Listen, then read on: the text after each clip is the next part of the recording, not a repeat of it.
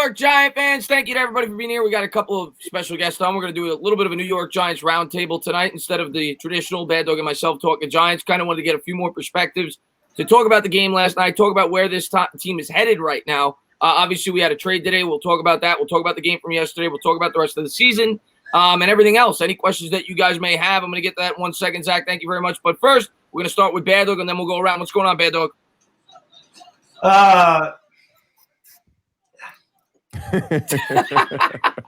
don't know what to say. That sucked. I mean, that's one of the better videos I've had. Was a post-game video. But you know, I always like when people tell me I'm not a fan because I criticize a team or I'm harsh on a team, especially when I root for this team for longer than a lot of people have been alive. But if somebody did notice this, and it's true, I mean, I could see it too when I watched the video back. Someone said you can see the pain in Baddog's eyes. Like when you lose a game like that, man, that hurts. Fans that feel that obviously love their team, and that did hurt. I know we're 1-5. I know the game don't mean a lot in the grand scheme of things. I get that both of these teams are bad and neither one are going anywhere. But to lose like that to this team again, it's just. I heard you guys talking, before I joined, and like Awthentik said, you just kind of knew things are going to obey. You just kind of wait for it to happen. It's unbelievable that he hits a 70-yard pass. Like you guys said, if you take a little bit longer instead of giving up a touchdown in a minute and a half, game's totally different. Yep. So you do. It's just the weirdest things happen, and it's just like every damn time you think we have these guys, somehow we don't. We find a way to lose the football game. It's true. It feels like a curse almost. We're gonna get to Awthentik in a second. Zach, man, thank you very much. There's online Big Blue hate the Giants. Every video I watch is negative. I didn't watch the video, Zach. I have no idea. But yeah, I have no idea. I don't even know what video you're referring to. But I don't think everything he says is negative. I think that he was given a fair. I watched it. I thought he gave a fair assessment of Daniel Jones, just like I do. And of course, if you do that, people are going to criticize you because you're criticizing bad play. And I don't think Daniel Jones played bad last night at all. But this year, he has been very inconsistent. And anybody that thinks differently, I'm sorry. No, I mean, he's definitely been inconsistent. Last night, I thought he played well. He played well last night. Awthentik. What's going on, man? It's going, man. Coming off that victory Monday and then going into this Thursday with probably one of the most just devastating losses I can remember in the last couple years here, man. That loss really hurt. I predicted a win for this game, man, and I definitely thought, late there in the fourth quarter, the Giants were going to pull out that win. I thought when we went down on the 97-yard drive, I really thought that game was over. And I was telling my co-host, Tim, one half of Awthentik in the Beard, I was telling him, if we could just punch this in here, man, this game is probably over. You want to take a lot of time off the clock here on this drive, try to get like 5 or 6 off, get 7 in, and Daniel Jones goes down, man. Awesome drive, and then you just see a complete team collapse there for probably the last 4 minutes of that game. Very disheartening, man. But, definitely got to keep rooting for these Giants, man. Definitely got to keep going. Absolutely, man. We're true blue, man. But and by the way, if you guys have not subscribed to Awthentik in the Beard, go over there, check that channel out. If some of my mods could drop all 3 of these gentlemen's channels throughout the stream, I'd appreciate it. Gentlemen, all right, these animals. Well, yeah. I'm not talking about them. I'm talking about me. That's not versions my way, Chris. But please check them out. And Ayub, thank you very much, man. Derek King in the second round would be amazing. I got to do more. I'm going to be honest with you, Matan. I have not done enough research on the draft prospects. I'm still focused on this year. I'll start picking that up as we get closer to the draft. Hub, go ahead, my man. It was tough. I'll say that. I mean, if you guys saw, I did right after the game finished. I made like a skit because that's kind of my thing now. And there's no words. I was just speechless. All 3 of my characters that I have in the reoccurring skits, they usually have a ton of dialogue. All 3 of them were quiet. I had one of them staring at a bottle of Hennessy and then looking at the camera because that's just where it got to. Like, it's a skit for the comedic purposes, but it internalizes what I actually felt. I hated the way that game ended, mostly because it was so predictable. Like you said, it's like a curse with the Eagles. But going into that game, anybody that's been a fan for the past couple of years knows this is how the games against the Eagles go. Last year, what was it, an overtime win that the Eagles had against us? A game that they came back 17-3, down 17-3 from. A game where Boston Scott last year killed us. And I said, please don't let Boston Scott kill us. And he went down there and he killed us again. a game where Evan Engram was supposed to be the key to defeating this Eagles team because they have terrible middle linebackers, and he became the key to helping the Giants lose. I was just speechless afterwards.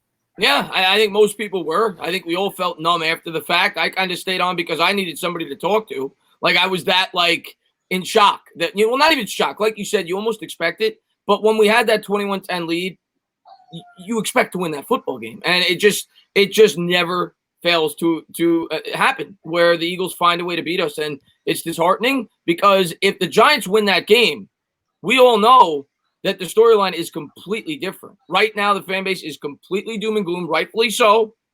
But if they win that game, the storyline is Joe Judge is turning this team around. There's positivity. Daniel Jones could be the game that the fan base gets on the board with Daniel Jones. He went into Philadelphia, he played his ass off, and the Giants come up with a win. And it, you know, obviously Evan Engram had a lot to do with it. The defense couldn't get a stop there at the end of the game, but the New York Giants, at the end of the day, found a way to lose a football game, and that's what bad teams do. And until such time we learn how to win football games, like Philadelphia was able to do in that football game, we're going to continue to be a very bad football team, and it's a process. Hopefully, it gets better over the course of time. But I get where people are coming from when they're discouraged because it just seems like it happens every year, specifically against the Philadelphia Eagles.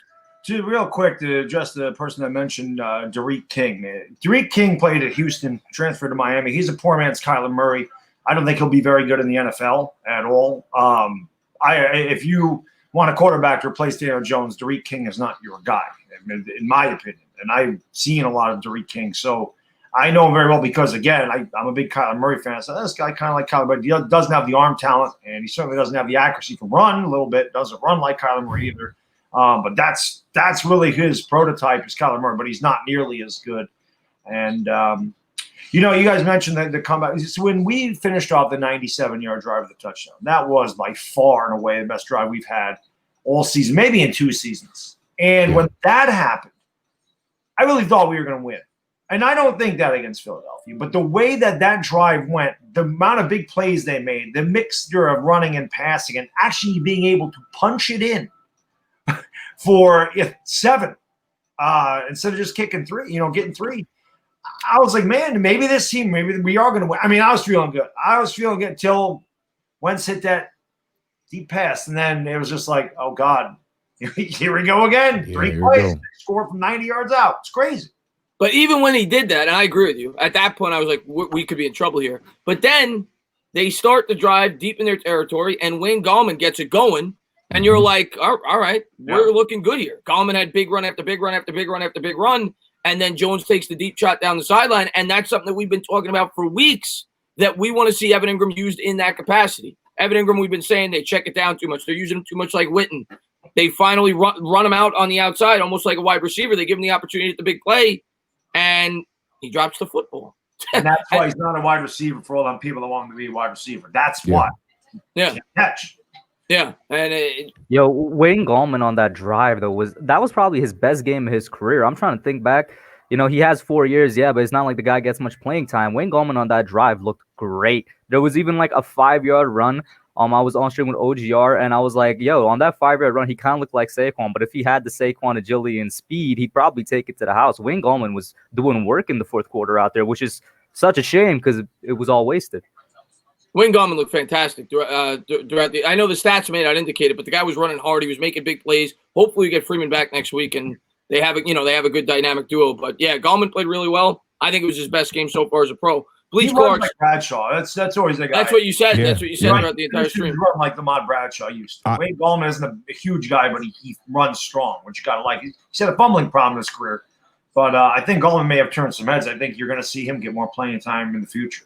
Yeah. I was watching Baddog's video earlier today, and you were talking about, having that tough kind of player mentality. And Gallman is one of the guys I think that definitely has that mentality. You saw it on that last drive. Like, not only was he getting the good yards on his runs, but you could just see it in his whole demeanor. He's trying to get those extra yards and really trying to fight. And I think he was probably one of the only players who knew what was at stake right there and really played and showed, like it was at stake. Whereas like Evan Engram there, you got 2 major third downs in this game that he has a drop that leads to terrible plays from Daniel Jones, Yeah, and they're both on Engram. And Bleach Clarks, thank you very much.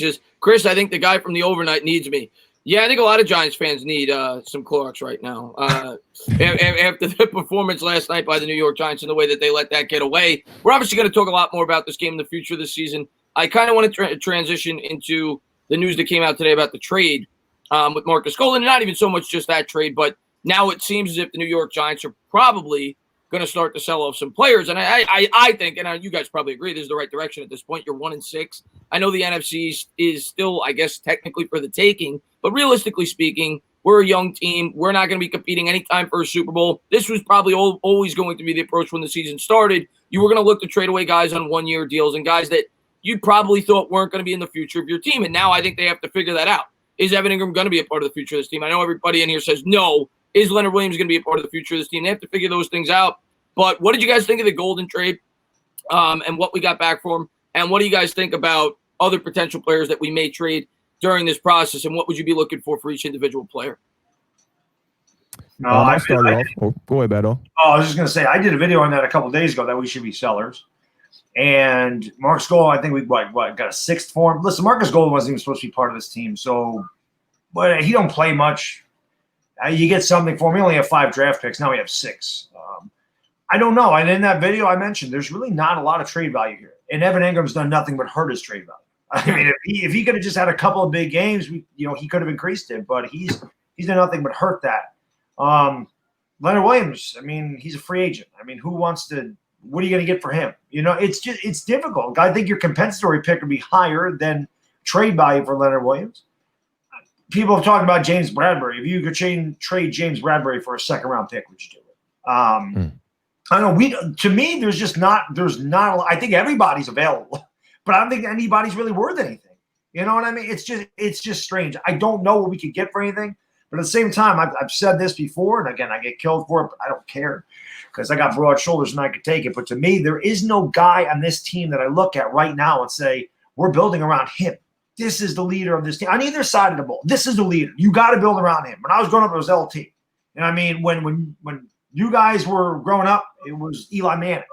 We don't have that right now. Michael Strahan also. Strahan, right, Yeah. right. No, we don't have that. 100%, man. The players that I think that have the skill set to be able to stay on this team, they're getting up there in age. So I think you got to figure out, like, what guys you could keep around and how long is the rebuild actually going to take. But I definitely think we got to be sellers here. I mean, if you can get anything for any one of those players, Evan Engram, I think you can even throw Jabril Peppers in there. Kevin Zeitler, what about him? I think you could throw Zeitler in there as well. He's a solid piece. He's another guy as far as age. If you're going to be developing this team around Daniel Jones and Slayton and the youth that we do have here, he's a guy that I think is expendable.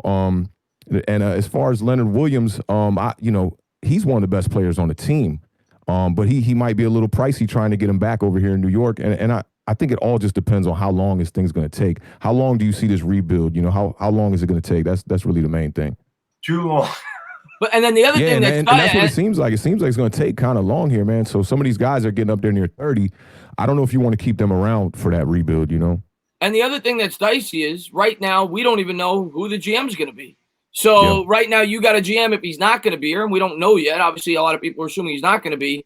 He's making moves for the next GM. So it's a really weird situation right now for the New York Giants, the way things stand right now. Philly, man, thank you very much, Philly Notion. Great stream, fellas. Almost broom time. Oh God, I hope not, man. We got to find a way to beat you guys some way, shape, or form. But Hub, go ahead, buddy. I was gonna say, you and Bad Dog kind of hit it right the nail on the head. Like the two things I was gonna bring up, like Bad Dog said, there's not much value here. The guys you would look to trade, the names that come up immediately will be Leonard Williams, Dalvin Tomlinson, who both I'm pretty sure are going into getting a new contract type of year. Evan Engram, who, as everybody on the stream so far pointed out, the dude has literally hurt his trade value more than increase it. I would love to get him off the team no matter what, but if we're getting him off the team for a 7th, I mean, I would want to get something more in return. I'm exaggerating there, but his trade value is going down. You think about guys like Kevin Zeitler, who you brought up, who I actually don't want to trade a little bit. I feel like Zeitler is a good offensive lineman. How many years on his contract does he have left? I'm not sure about that. I think he's got one more after this year. I think next year is it. next year's is. I mean, I don't really see the harm in letting Zeitler I'm play not out his dying to contract. trade Zeitler, but I think he Yeah. could be a guy that could get you something. Exactly. And then Awthentik brought up Jabril Peppers, which I think actually might be, even though I don't want to because I like Peppers, but that might be a smart one. I mean, you got McKinney who could slide right in and see how he does as strong safety. And God knows if we re-sign Logan Ryan and there's your free safety, I'm not sure. But Jabril Peppers is probably the most valuable player there. Then again, he has injury problems like Evan Engram. It's like everywhere you look on this team, there's a caveat to whoever you want to trade when it comes to their value. And then Chris at the end pointed out something extremely important. There might not be any moves at this trade deadline simply because we don't know who the next GM is going to be. If we are going to have a next GM, I do think we're going to have the next one, but they might not make any moves for the simple fact that they're like, all right, we don't even know if the person we hire is going to like want to agree with that, if they would want to blow it up or if they would want, you know what I'm saying? Yeah, it's a really weird situation. Another name that I said today in my video, I want to get your guys' take on it, and then we're going to get to Corner Cowboy, what he had to say. And I love him, and I want him back. But the fact of the matter is you're trying to get assets right now, and you got McKinney coming back. If you could get a fifth-round pick for Logan Ryan, who's only on a one-year deal, and you could always bring him back as a free agent. He's played well for the Giants, but you're trying to get assets right now. He's not a rookie. Do you do it? Yeah. Yep. You need draft capital. I mean, and that's why I said the Giants need to be sellers in that video because, you look at our, the content creators, you look at all the, the people, the subscribers, the viewers, the guys that comment, they're all, we hear it all the time. Guys will say we need an edge rusher. Guys will say we need a linebacker. Guys will say we need a wide receiver. Guys say we need to fix the offensive line. Well, you can't do all of that in free agency. And the only way you can build all of these positions that you need to fill is through the draft. You can get one player, maybe two, to fill some spots, but you have to build to the draft. With a salary cap, you can't just go out and buy everything. This isn't the 1990s Cowboys that could buy everybody. They haven't won anything since the salary cap. This ain't the Niners that can go out and buy all these championships. They haven't won anything since 1994. So you can't just go out there and be like, well, J.J. Watt, we're going to get J.J. Watt. We're going to get Melvin Engram. They're both out there. And then we're going to come in there and we're going to get Juju Smith-Schuster. We're going to put him there. And then I don't know who the top cornerback is coming out in the free agency, but we're going to buy him. You can't do that. No, you got to pick and choose. If you want to fill these holes, you need draft capital. 5 picks, with one, there's first, second, third, fourth, and now 2 6. That's really not going to get done. We need more. And if you could get a fifth for Logan Ryan, you take it. Yeah. I also want to say, while I agree with that, I also don't want to get into a complete fire sale because we're already the youngest team in the league. And then if you get rid of more and more players, where are our leaders coming from? You're going to stay the youngest team in the league. I don't want to get into like selling too. Well, I'm not trading players, Bradbury. I'm not trading Martinez. Well, those guys, in my opinion, they have to stay. The only reason I bring up Ryan is because he's a free agent after this year anyway. And if you get a fifth and he wants to come back, you sign him again. I don't even think you could get a fifth for him. I don't think. Probably not. Yeah. Probably not. It's kind of like what you brought up in your Marcus Golden video. Nobody was signing Golden. Who was out here signing Logan Ryan? I don't know what the reason is. Maybe you get a sixth. Yeah. But if you get something, because I know he's playing well. Chrono Cowboy, thank you very much, man. He says, I've been very impressed with Judge. Keep fighting. Thank you very much for the appreciation, especially coming from a Cowboy fan. Appreciate that. Let's talk about Joe Judge. I know Baddog, I didn't even get a chance to watch it. I was so busy today. I know you made a video on Joe Judge. I'm very supportive of Joe Judge. The one thing I say about Joe Judge that impressed me more so than by far than the other coaches is how much this team is fighting for him. And we're going to find out against the Bucs if they continue to fight, because right now this team's going to see the writing on the wall. Not only did you blow a lead to the Eagles, not only did you drop 2 straight divisional games, now you're probably going to start trading away players before the trade deadline. So they're going to know we're not competing for the playoffs this year. We're competing maybe to save our jobs and try to impress for other teams. But so far this year, and I think it's the biggest compliment that you could give a head coach, this team has fought for him tooth and nail. We've gone up against some of the best teams the sport has to offer. You look at the Bears. Some people may laugh at them. They're 5-1. The Rams only have 1 loss. The Steelers are undefeated. We had opportunities to beat all those teams, and we fought against those teams. So I think that is a good sign. And to me, the 2 most important people on a football team, most important is the head coach. Because at the end of the day, football is the ultimate team sport. You have to instill a culture. You have to have a head coach that players buy into. And number 2 is the quarterback. And so far, Joe Judge to me has been very impressive despite having a 1-6 record with everything factored in. We'll start with Baddog.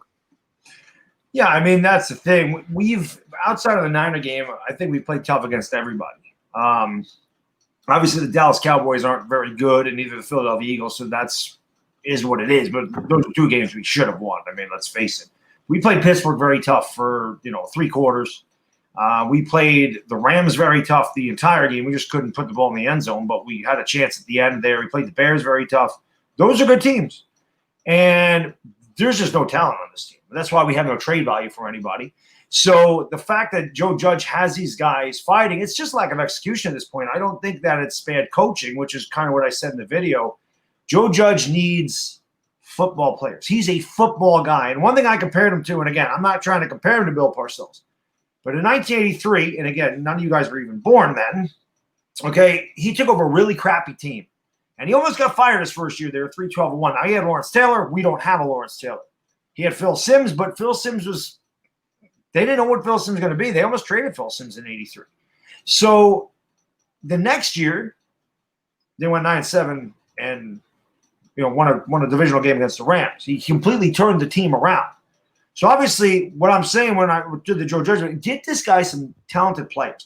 Get this guy some football players. Get these guys to have the same mentality as Joe Judge, which is that punch you in the nose. I don't want soft guys like Andrew Thomas. I don't want soft guys like Evan Engram. They're soft to me.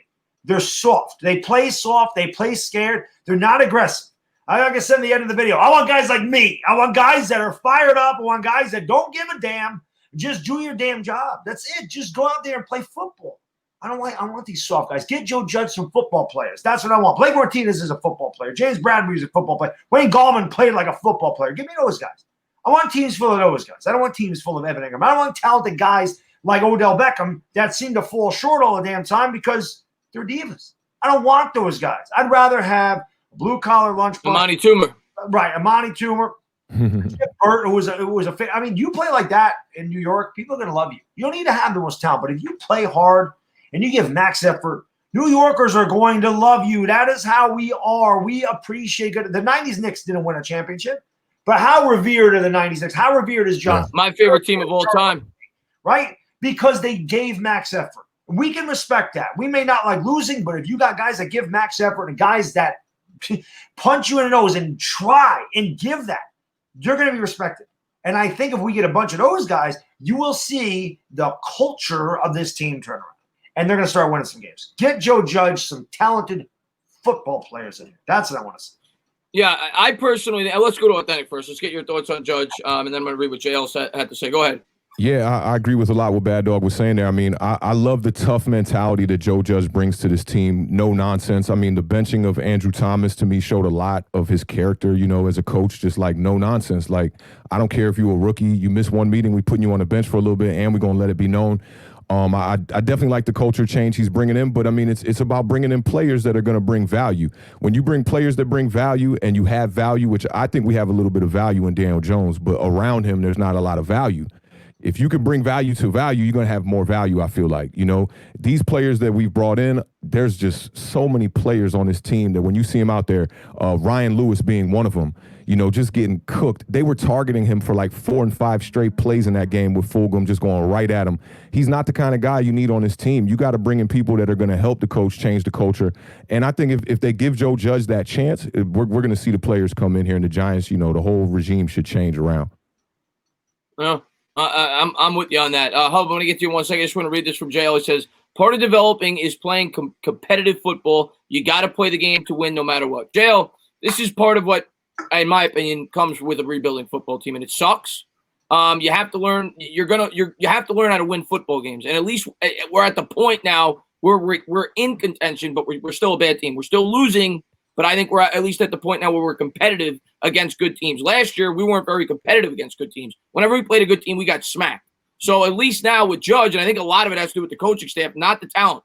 I still think we lack playmakers. We need playmakers on both sides of the ball. We need a dominant wide receiver, and we need an edge rusher. We need a guy that can get off the field on third down and get after the quarterback. If you get those two things and you get a cornerback too, this team could be competitive next year, in my opinion, because I do respect this coaching staff, and I do think if you put the proper team around Daniel Jones, he could be. I'm not telling you he's going to be Peyton Manning, but I think he could win football games. Hub, go ahead, buddy. Tell me. Tanner, one more thing, Tanner, to add to that. There's one thing in the coaching culture that I think that is an asterisk right now is if you look at from the Cowboys game up until this last game, the Giants are having extreme trouble closing out in the second quarter and in the fourth quarter. That's where we're falling apart in a lot of these games. If you look at it against the Cowboys, it was 17-3 right before we about to go into the half. They were still running the ball down 17-3 and end up, I want to say, leading in that game. Against Washington, it was something similar. It was 13-3, and in this game, we almost fell apart there right before the half with the fumble with Deion Lewis. So to me, it's like, I don't know if that's on the coach or if that's on the effort. As a fan just watching the games, I can't decipher that. But I think that that's something to look into in the future here, if that's going to be on the coach or if that's just the effort from the players. It's a good point you brought up. We got very fortunate that they missed that 29-yard field goal. They have been bad in that 2-minute drill. I don't know if it is the 2-minute drill that's messing them up. I really don't know if it's the pace that's messing them up. I don't know if it's coaching. I don't know if these guys are in the wrong area. Like it's like Awthentik said, it's tough to decipher when you're watching it on TV if these guys are missing assignments or what's going on. But teams have driven the ball in the last 2 minutes of the second and the fourth quarter on us all year. Yeah. And it's not good. I mean, you got to close out halves and you got to close out games. There's no doubt about that. Yeah, situational football. Hub, give me your thoughts on Judge. Kind of reserving my thoughts on him, mostly because it's hard to tell. I mean, I like him.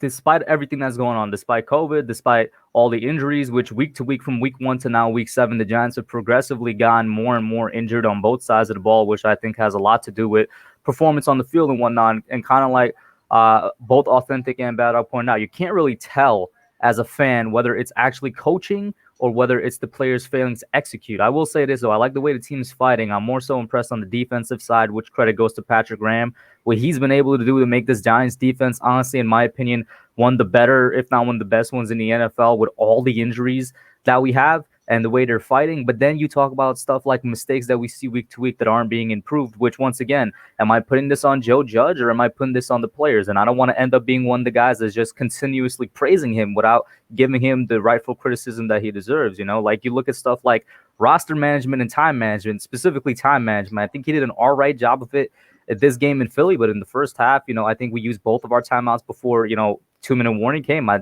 didn't really like that. You talk about the last 3 weeks, his management of timeouts, it's kind of gotten better, but the roster management with the wide receivers, which we know Judge has a say in the active roster. And I want to say 4 out of the first 6 weeks, we entered the game with 4 wide receivers. And of course, the Washington game was the worst one where our 4th wide receiver went down and we were stuck with 3 wide receivers. That was something he never really aimed to fix. I'm not sure why, but he didn't do it. There's certain things like disciplinary.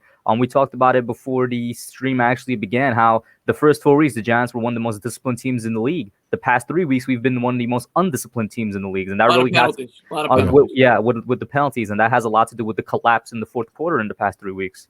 It's a good point. Really good point you bring up with the penalties, because I credit him with being the least penalized team over the first 3 weeks or so. I think part of the reason there were so many penalties at the end of that game, I think the defense was gassed. I mean, we got outside of that 97-yard drive, we didn't have the ball. I mean, you saw those 2 touchdown drives. The one was one play, which I love the fact that I said, let's take a shot deep. And the first thing I do is take a shot deep. And that was beautiful. Yeah, I saw that live. That was dope. One play, touchdown, so we had the ball for 15 seconds? We got killed in time position.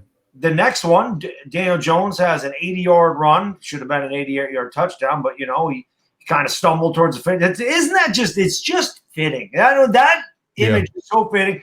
The finish line is right there, and it's within reach, and nobody's in front of you, and you trip and fall. It's just like the Giants. The finish line is right there. You have this game won. Just finish it, and they stumble down at the 7-yard line. It's just crazy how that works. Now, we didn't have to score a touchdown, so it's not a big deal, but what was that? A 5-play drive? So it's not like we had the ball long outside of the 97-yard touchdown drive. I just think the defense at the end of this game, and most games, Chris, you and I talk about this every game we do, how we get murdered in time of possession.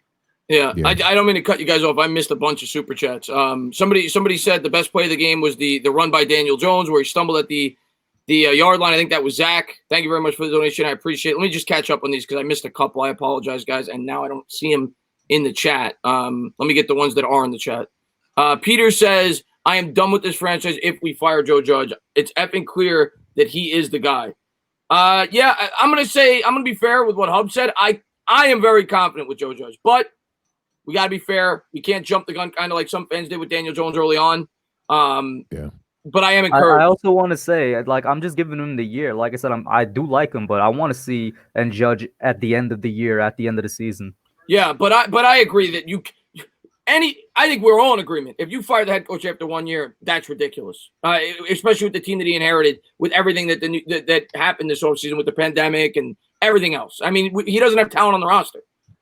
So I think we're all in agreement that he needs to see at least another year. I want to see at least 2 more years at a bare minimum. But I'd be very upset if the New York Giants moved on after this year. I don't expect it to happen.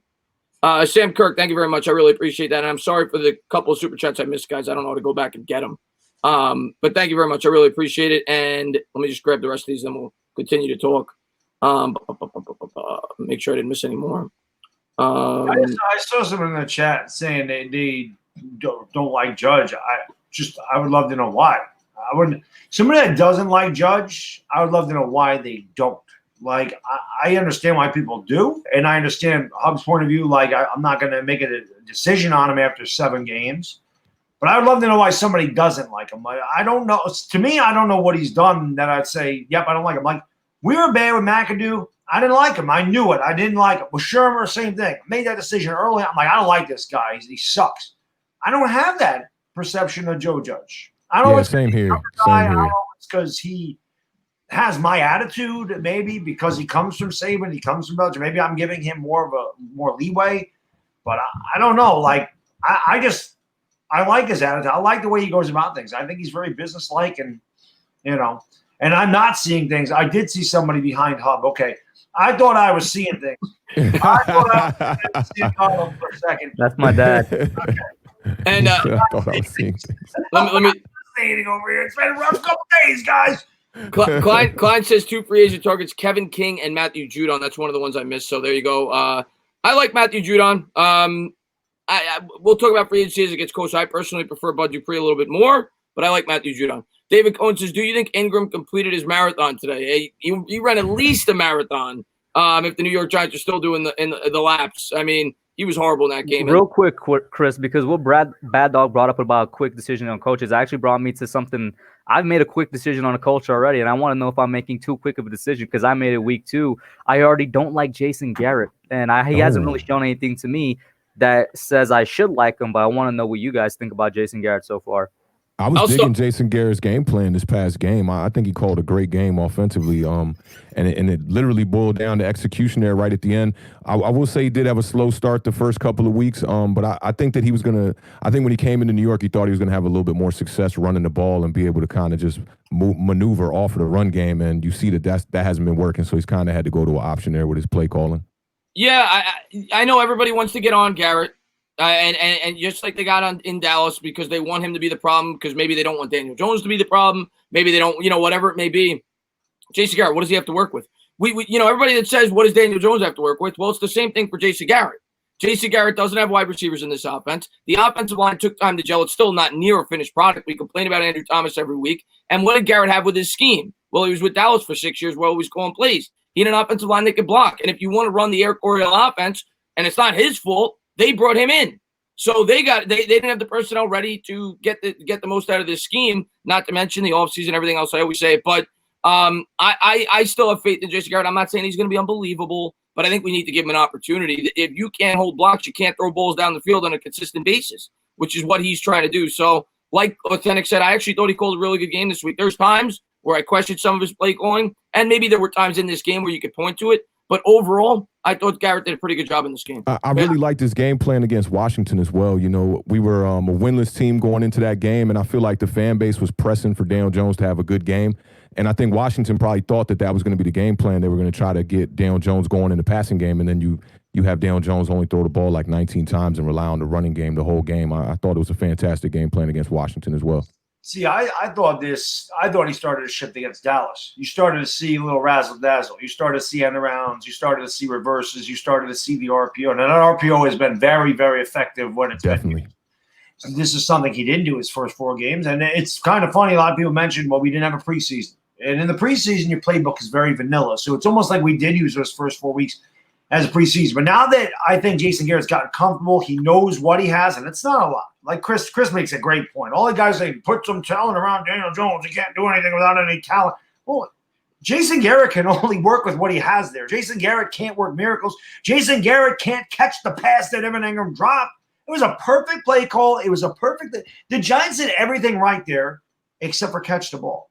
There's nothing, and they mix the run and pass. I thought against Philadelphia, he did a great job. I thought this is the best game. Jones played, even though we only scored 21 points. The offense moved the ball almost all night. They did not punt very often. There was not many 3-and-outs.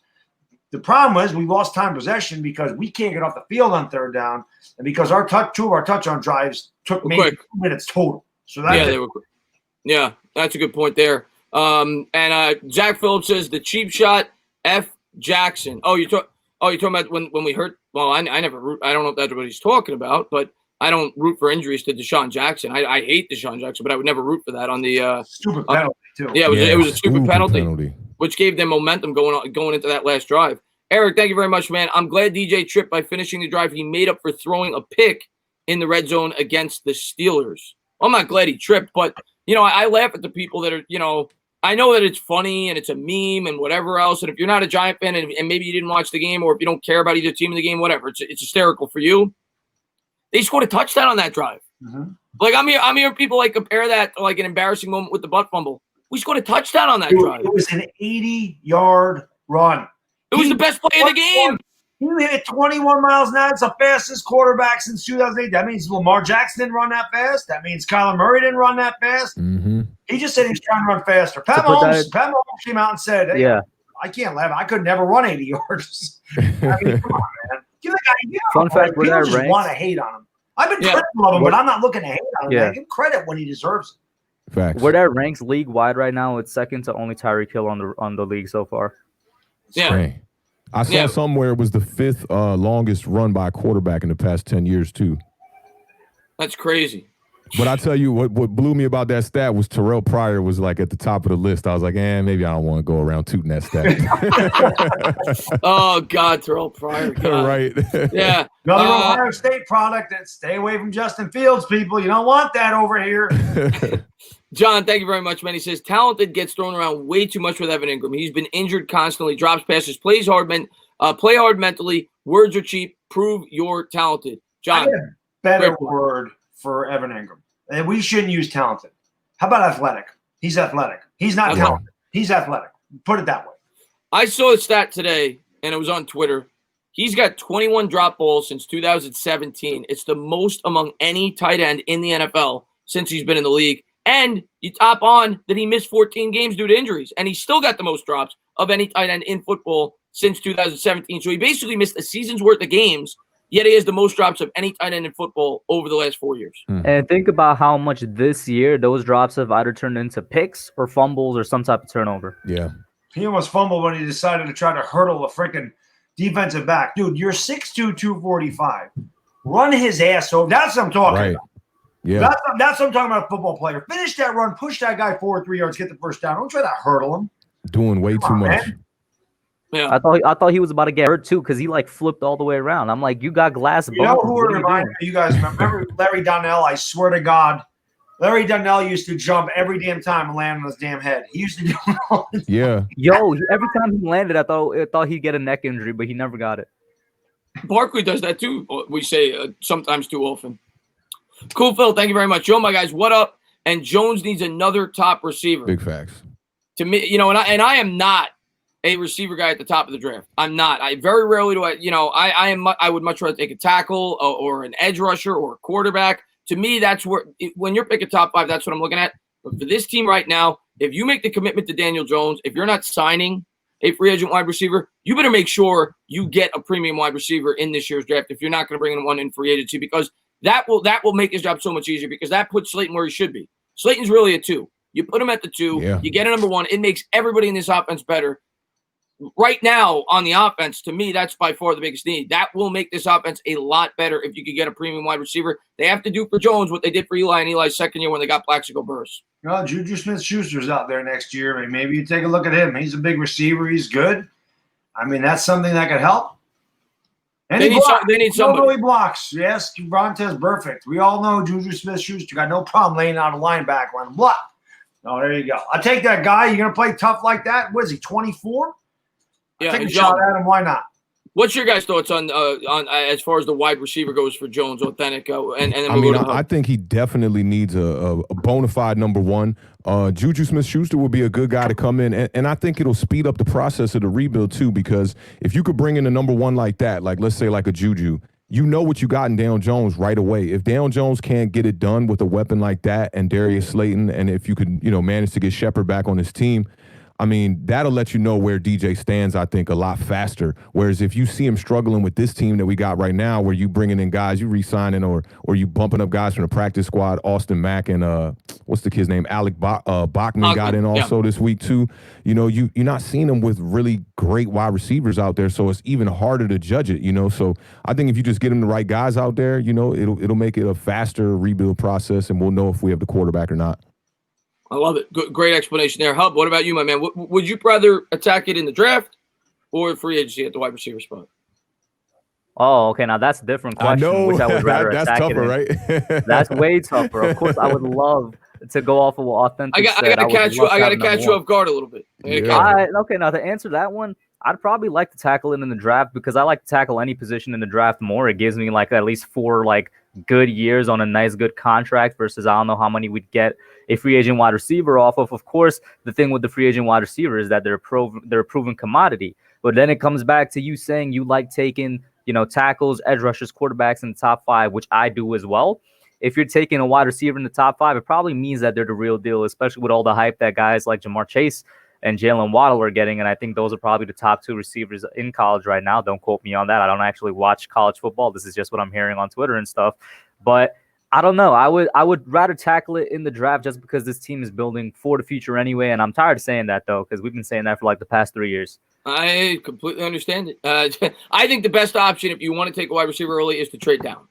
If you're picking 3, find a trade partner to drop down to 7 or 8 and get your receiver there. That would be ideal.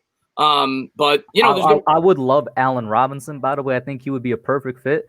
It's just that he's looking for a $20 million a year contract, and all these guys are going to be though. Juju's going to be looking for it too. They're all going to be looking for it. Wide receivers. Teams are looking for wide receivers. Amanda Culture, man, thank you very much. I appreciate it. Speaking on Justin Fields, I keep telling people to stay away from the Ohio State quarterbacks, and they never listen. It always turns out that's exactly what Baddog just said. I told you there's 3 schools that I just don't trust when it comes to quarterbacks. Ohio State's one of them, Florida's one of them, and USC. Do not draft quarterbacks out of those schools. They never pan out. They just don't. I don't know why. They just don't pan out. Yeah. Joseph Clark says never take a tight end in the first round unless he's a complete tight end. Joseph, I say it all the time, and some people may disagree with this. I think Eric Flowers was a worse pick. Eric Flowers was horrible. Apple was a worse pick. He did nothing for this team. Terrible. But Evan Engram made less sense than those 2 picks because those 2 picks, at least you said to yourself, we needed a tackle. We needed a cornerback. Evan Engram, you drafted a tight end who couldn't block on a team that had no offensive line, and you needed a pass rush at that point in time, and you had guys like Watt on the board. Evan Engram was a flashy piece for a team that couldn't afford to bring in a flashy piece. It never made sense, that draft pick. I was so pissed that the day that they drafted Evan Engram. I don't want to relive it, but it was a horrible pick from the start. Never made sense. Even if he turned out to be a great tight end, it didn't make sense. We didn't have the team that could afford to have a pass-catching tight end who can't block. Yeah, I wouldn't even say Eli Apple was good either. I mean, we signed Janoris Jenkins that year, a.k.a. Shit Fondue, for $62.5 million. And then they signed another – I forgot they signed another cornerback. I mean, they paid $100 million in cornerbacks. I'm like, why do you take – Laramie Tunsil was there. That was the pick. That I mean, he should have never – and I know the Giants don't mess with the whole gas mask. If Tunsil's on this team, maybe it's completely different. If Todd Gurley's on this team, maybe it's completely different. If Aaron Donald's on his team, there's so many things we can go back. I go back all the way to, like I said, Prince Mukamura. You should have drafted Mark Ingram that year because then you don't draft David Wilson in 2012. Things just could have been different. I really feel like that was when it went downhill. 2017 was obviously the complete downfall because that was the year that when McAdoo said, I want Pat Mahomes, go up and get Pat Mahomes, and they said no. And Pat Mahomes was there to be had because Kansas City went from 27 to 10. We picked 22nd. People can say, oh, he would have had no talent. Blah, blah, blah. You don't know what he would have had here, but it doesn't matter. Anybody in their right mind, if you're not part of the 420 crew, because if you are part of the 420 crew, maybe you're not going to agree with me. You can't tell me that Pat Mahomes isn't better than Daniel Jones. I don't give a damn. Of course. You can't tell me that. So we want to have Daniel Jones. Maybe we have Josh Allen. Who knows? But things would have been different. We've never recovered from 2017. It's obvious. We won, 11 games since then? Not even 14? Whatever it is, 12? I don't even know anymore. It's not 12. a lot. I think, now 13 now. It was 12 going into the year. Dharma, man, thank you very much. If you can't block or catch, what is Engram here for? Yeah, it's basically what we just said. I don't know if they're going to trade him. We're going to talk a little bit more about Engram in a second. I want to get to the rest of these before I lose him. Cool Phil says we get another top receiver, or we can have Tate and Shepard switching in the slot. We need another top wide receiver, period. I don't care. You can't depend on the health of these guys anymore. We don't have a number one guy. Those guys, to me, are basically the same wide receiver. I like Shepard, but they're basically the same guy. I cut Tate next year. It saves me some money, and I bring in a young wide receiver. And I think Sterling Shepard is more of a splash player at this point in his career than Golden Tate. I mean, you saw it on Thursday. First game back, he's ready to be balling. The only problem with him is the injuries. Yeah. I absolutely love the way Shepard played last night. He played hard, but it's the injuries. It's concussions. It's injuries. It's everything else. What about you, Hub? What's your take on those two? I think Tate is gone no matter what we say. It makes most sense to get Tate gone, whether it's by trade, which I'm sure we were all on Twitter today. We all saw several tweets saying that Tate and Zeitler have been in trade conversations more than anybody else. So I think Tate is gone, and I would rather keep Shepard both because he's younger. He's a lot more agile. I feel like him and DJ have a connection, kind of like DJ and Slayton do, and we saw it last night. Shepard's just a better player, although Tate is a lot healthier than him. Yeah, I at this point, I try to trade either one if I can because their contracts are not good, and I want to get them off the football team and bring in younger talent that doesn't cost as much. But I think Shepard's going to be on this team long term. No team's taking on that contract with his injury history. Maybe you could get rid of Tate because you have the ability to cut him after the year. But I think both of them are going to be on this team. Cool Phil says Alabama has a great recovery. Maybe he means receiver. I think he meant receivers. Receiver. Devontae Smith, Jalen Waddle. The only thing is Jalen Waddle's short. I mean, he's only 5'10". So he's great, but Beckham was only 5'10". But if you're talking taller receiver, and Devontae Smith ain't really that tall either. Alabama's always got great receivers. Well, they had Judy and Ruggs go top 12 or 15 or whatever it was. And now they got two other great ones. That's why Mac Jones balling out. Alabama looks like damn Oklahoma with the way they score points this year, which is crazy. Yeah, they've had great wide receivers in recent drafts. Klein, man, thank you very much. New York Giants aren't good enough to draft the wide receiver high. Need to use all the top picks on O-line, DL, DB. First-round wide receivers, the cherry on top, not offended. Klein, I agree with you. I hate taking wide receivers that early. If that's the case, maybe you take one in the second round, but you better hit on that wide receiver because right now Daniel Jones needs a lot of help with this offense. But you're right, Klein. At the end of the day, if the offensive line's not going to block, we're still going to have this same problem. And if you could get in, if they feel that Penei Sewell is too good to pass up, I understand it with what people are saying about him. You can't pass up on a player that good. Give me your guys' thoughts on Penei Sewell. Maybe you haven't done a lot of research on him, but from what you've heard, do you pass him up if you're picking number 2 and you can't find a trade partner to take a wide receiver or to, would you be, even with the guys that we have brought in, if he's as good as people say, are you still interested in drafting him? Nope. We've seen no matter how good you are in college, you're not a lock. And Quentin Nelson ended up working out good. Andrew Thomas didn't. Jedrick Wills hasn't played great either. The best one of those guys has been Mekhi Becton. And no, to me, listen, he may be great. When you're picking that high, Indianapolis was able to do it because they traded back and they got more picks. It made sense. You need a guy that makes an immediate impact. And as good as a lineman can be, I don't think they make an immediate impact, which is why I was so mad that they let Josh Allen go for Daniel Jones, because Josh Allen will make an immediate impact. Daniel Jones, I guess he made an impact sooner than later because he played in game 3. But I don't know. To me, that's too early for a lineman. If we're picking second, we're taking a quarterback. Or we're trading down. If we get traded down, that'd be great. Because you're going to get a lot for that number 2, because there is going to be a quarterback there, because somebody is going to want Justin Fields. But to me, I don't want Penei Sewell second. What about give me everybody else's thoughts on him?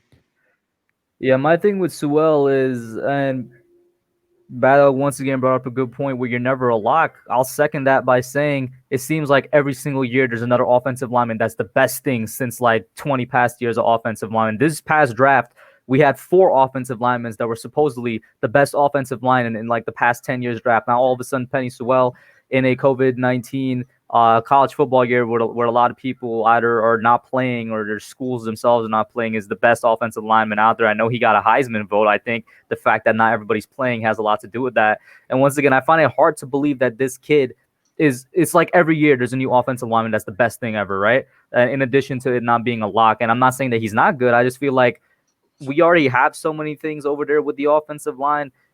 I wouldn't spend another high draft pick on it for like until we know for a fact that both Thomas and Peart are not going to work out. Yeah. If you have confidence in Peart, I agree. You're not drafting him, and I would look to try to trade down there if possible. But go ahead, Awthentik. Give me your thoughts. Yeah, I got to agree with the hub there. I mean, at this point with the Giants, I don't think no one player you want to try to target in the draft and think that he's going to come in and completely change the culture of this team. I think in the secondary, you see it, like depth is a major issue with New York. And I think that's probably the most important thing here in the draft is to try to get some depth because once one man goes down on his team, the people that are behind him are having a big trouble on the field. And I think that the secondary is a perfect example of that when you see these guys like Ryan Lewis getting on the field and this kid Harper that got on the field. I mean, we don't have no depth at a lot of positions. And I think in this draft, they're going to have to build a lot of depth. And especially in this defense, you need good corner play. You need it. If you want to blitz as much as Patrick Graham wants to blitz, and I agree with you, that's another position we have. I want to say Ryan Lewis is the one who gave up the long play to Gallup in the Cowboys game as well.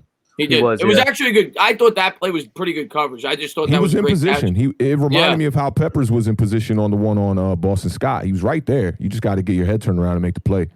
Yeah, I also remember on that play to Michael Gallup, Dexter Lawrence got held, and that was never cool. I mean, he got tackled. I mean, it's just ridiculous. But not Dexter Lawrence and somebody else also got held on that. It was the Dexter Lawrence and whoever was right next to him was also held. Was it B.J. Hill too? I think it was B.J. Hill. Yeah, 2 of our defensive linemen got held on that play. That was trash. The referees were garbage. You guys mentioned, getting all these players. This is why we need to trade. Because you're talking about all this draft capital. We got 6 picks and 2 6th-round picks. So we don't have a ton of picks. And we need draft capital. We're going to get out of this. We're going to build depth. Like you said, Awthentik. There's no doubt. We need draft picks. That is how you build depth. You can't pay for depth. You have to build it through the draft. And I was going to ask, there's like probably 4 major positions right now that I in any order of importance, but like out of these 4, or how would you rank them? You're talking about the wide receiver, you're talking about a number 1 pass rusher, a linebacker next to Martinez, and a cornerback next to Bradbury. Like, what is the most important to you guys out of those 4? To me, it's either edge rusher or cornerback 2. Those are my 2 most important right now in this football team. Edge rusher can hide a subpar secondary. Give me the guy that can get to the quarterback on 3rd down and 9. 3rd down and 10. Edge rush is 1 for me. Cornerback is 2 for me. How is the edge rushing class this year, by the way? That's the problem. There's only 1 that everybody's – but it could change. Josh Allen wasn't on people's radar either in 2018 or 19 or whatever year it was at this point in time. So it could change. But right now there's only 1 guy that people are raving about, and that's Rousseau. And people say he's better suited for strictly a 4-3. So – maybe you spend some money in free agency, but I agree. I think the kid at Alabama, I can't remember his name. That's another one people are talking about, and I for the life of me, I can't remember that edge rusher's name at Alabama. A lot of people like him too. I think edge rusher is definitely probably the most important thing we need to address here. And then I would say second is wide receiver. I think it's important to get Daniel Jones a weapon, or off Daniel Jones, find a way to get him out of here. But with his talent and his skill set, I think that he's the kind of quarterback that if you don't put the right pieces around him, he could easily start looking like a Christian Ponder or somebody like that, to kind of look like they had the skill set to really play in the NFL. But, great comparison. And then the losses, too, man, if you let the losses pile up, it's going to be real bad, man. You know how it was for them Cleveland quarterbacks, man. When the losses start piling up and you're looking at it like you barely got 5 wins as a starting quarterback and you're up there in the 20s and the 30s as your losses, people are going to not want to take a chance on you anymore, And I think the Giants got to correct that quickly with Daniel. Don't let him fall into this, like, losing mentality where he's a losing quarterback, like my man from the Texans was for a while there. Was that Derek Carr, David Carr? David Carr. David Carr, who they completely failed. Yeah, they were just letting him get killed, And I think it almost happened to Ryan Tannehill in Miami. Like, Ryan Tannehill wasn't winning that many games. His statistics didn't look that terrible, though. His touchdown to interception ratio was pretty decent. And I think he was right on that cusp of, like, people not really wanting to take the risk on him. And then, you know, Tennessee goes and just pretty much revives his whole career by putting the pieces around him, starting with probably the best running back in the game right now. I just want to say this is an absolute pipe dream. But what about if we get Bud Dupree in free agency, then Michael Parsons and a receiver in the draft? Oh, I'd be thrilled. We get you. Bud Dupree, I think, fits this team perfectly. I just want to get to a couple of these before I lose them. Eric, man, thank you very much, man. He says, who is your NFL MVP so far? DOP, is that Defensive Player of the Year, maybe he meant to say, and Rookie of the Year? MVP for me is Russell Wilson. Rookie of the Year, maybe Herbert on offense. And Defensive Player of the Year, I don't have the stats in front of me. I'd have to think about that one. Bradbury's got to be up there. He's played phenomenal. Yeah. Tua's starting this week, so let's not give Herbert that too quick, man. Yeah, I'm not giving it to him. Yeah, I'm saying as of now. Yeah. But No. I'm waiting to see Tua. I'm excited for Tua. What about CD Lamb? You think he's up there? I was going to say Justin Jefferson. He's been very inconsistent. Like, CeeDee Lamb showed up big, but I mean, I think CeeDee Lamb's hurt. Now that Dak is out for the year, I think that's going to hurt CeeDee Lamb. What about Justin Jefferson, though? Oh, my God. He's been balling. Whew. Phillies fans are very happy that they took Jalen Reagor. Let me get to a couple more of these before I lose them. Welcome to Big Sports Talk. Thank you very much. Keep Shepard, dump Tate, Solder, trade Engram, Tomlinson, Peppers, get Juju or Robinson, draft middle linebacker from Penn State, first draft, wide receiver Scary Terry from FSU, second. That's a lot. I think we're keeping Shepard. We're not going to be able to trade him. Dump Tate, I agree with that. We're going to be able to dump him. I don't know if we'll be able to trade him. Solder, I have to look at the dead cap hit because last I looked, the dead cap hit looked like a lot after we restructured the deal. But if we can, and it's not a used dead cap hit, you're dumping him for sure. Trade Engram. If you could get at least a third-round pick for him, you do it. Tomlinson, if we could trade him, same thing. A lot of teams aren't looking for an interior defensive tackle. Peppers, if we could it all comes down to the price that you could get. Juju, Robinson, you get one of them, that's great. Yeah, I mean, I think that's basically what we all said. If we get some of those guys in free agency, that's what you do. Pastor Ray, man, thank you very much. It comes down to what the new GM thinks of DJ. Right now, we're on pace for a top 3 pick. If DJ is struggling, a new GM wants his own guy. That's just the trend. I agree with you. And if we bring in a completely new GM and we're picking second or third, it's entirely possible we could take a quarterback. I'm not ruling that out as a possibility. For Pastor Ray. On some of this, we might need an answer last night. Samuel Weber, thank you very much. I was worried about you last night, Baddog. I was worried about you, man. I was worried about myself, Awthentik, to be honest. Hey, I'm going to keep it real, though. If they had me on a live broadcast during that game, man, it would have looked crazy. I was losing my mind during that game, throwing shit all over the house and all that. Yeah, I don't know what to make of. Samuel Weber says, is Gano the kicker of the future? Why haven't we extended him yet? Yeah, I mean, I think it's obvious that he should be. Yeah, I mean, we would have said the same thing about Rosas 2 years ago. As long as he doesn't get a DUI, Sam, we're good to go. But he looks great so far, that's for sure. LaShawn, man, thank you so much, man, for the incredible generosity, man. Thank you so much, man. He says, we shall go with the high again. We are still mad at Evan Engram. I think, LaShawn, every one of us are still mad at Evan Engram. I'm not going to put the entire loss on him, but he's definitely the main culprit. The defense had to get a stop there on those last 2 drives, like we said, but Evan Engram is definitely the main culprit, LaShawn. I think every Giants fan in here is mad at Evan Engram. Let's talk about Evan Engram real fast. I'm not even going to talk about the game. That's we've already covered that. What would be what you would want, what you would need if you're going to trade Evan Engram? Are you going to trade him for nothing? Are you just going to trade him? Or do you need a decent trade package? Like, what would be the minimum that you would need if you're going to trade Evan Engram? We'll start with Baddog. Fourth round pick. Okay. What about you? What about we'll go with the Hub. What about you, Hub? I'm right around there with 4th or 5th because I know for a fact there are teams interested in him, like the Patriots and stuff. They've been interested in him ever since we got him. Basically, I saw rumors that maybe the team it was like Patriots and Saints maybe were also calling about him. I know for a fact there are teams interested in him, so that means they're willing to give something. Yeah, and what about you, Awthentik? I think the word is out on Evan Engram. I think his trade value is going to be really low. I would take anything at this point. I would even take a 6 for him because he's the kind of guy who just doesn't rise up in the big moments in the game. And it's been clear, I think, throughout his career. You know, even his last game on Thursday, when he started the game, I think there was like a late 2nd and 14 there or something late in the first half, and he catches the 2nd and 14 and we convert, and I'm just like, yeah. And then you get the drop and you get the pick. You know, it's just like consistently inconsistent. And yeah, I would take a 6 I'll probably take a 6 for him. He is Ruben Randall, man. That's what he reminds me of. I get why everybody's down on him, and he's definitely been a disappointment. I would need more than this. I mean, I look at last year, maybe that's what we end up doing. Maybe we just get him out of here because he's just not a part of this team. And I know he's not going to be a part of this team past next year. That's for damn sure. I think we all knew that going into the year. But I would think you could get more than that from a desperate football team. You look at last year, Mohamed Sanu, the Patriots gave up a 2nd-round pick because they were in desperate need of a playmaker. And I know Evan Ingram's not played well this year, but it's not like Sanu was playing that well last year either. I'm not saying we're getting a 2nd-round pick, but I would like to think we get more than a 6th for Evan Ingram. Speaking of which, why haven't we brought in Mohamed Sanu? I know. At this point, hasn't he been like complete trash since he was with the Patriots? We need bodies in here.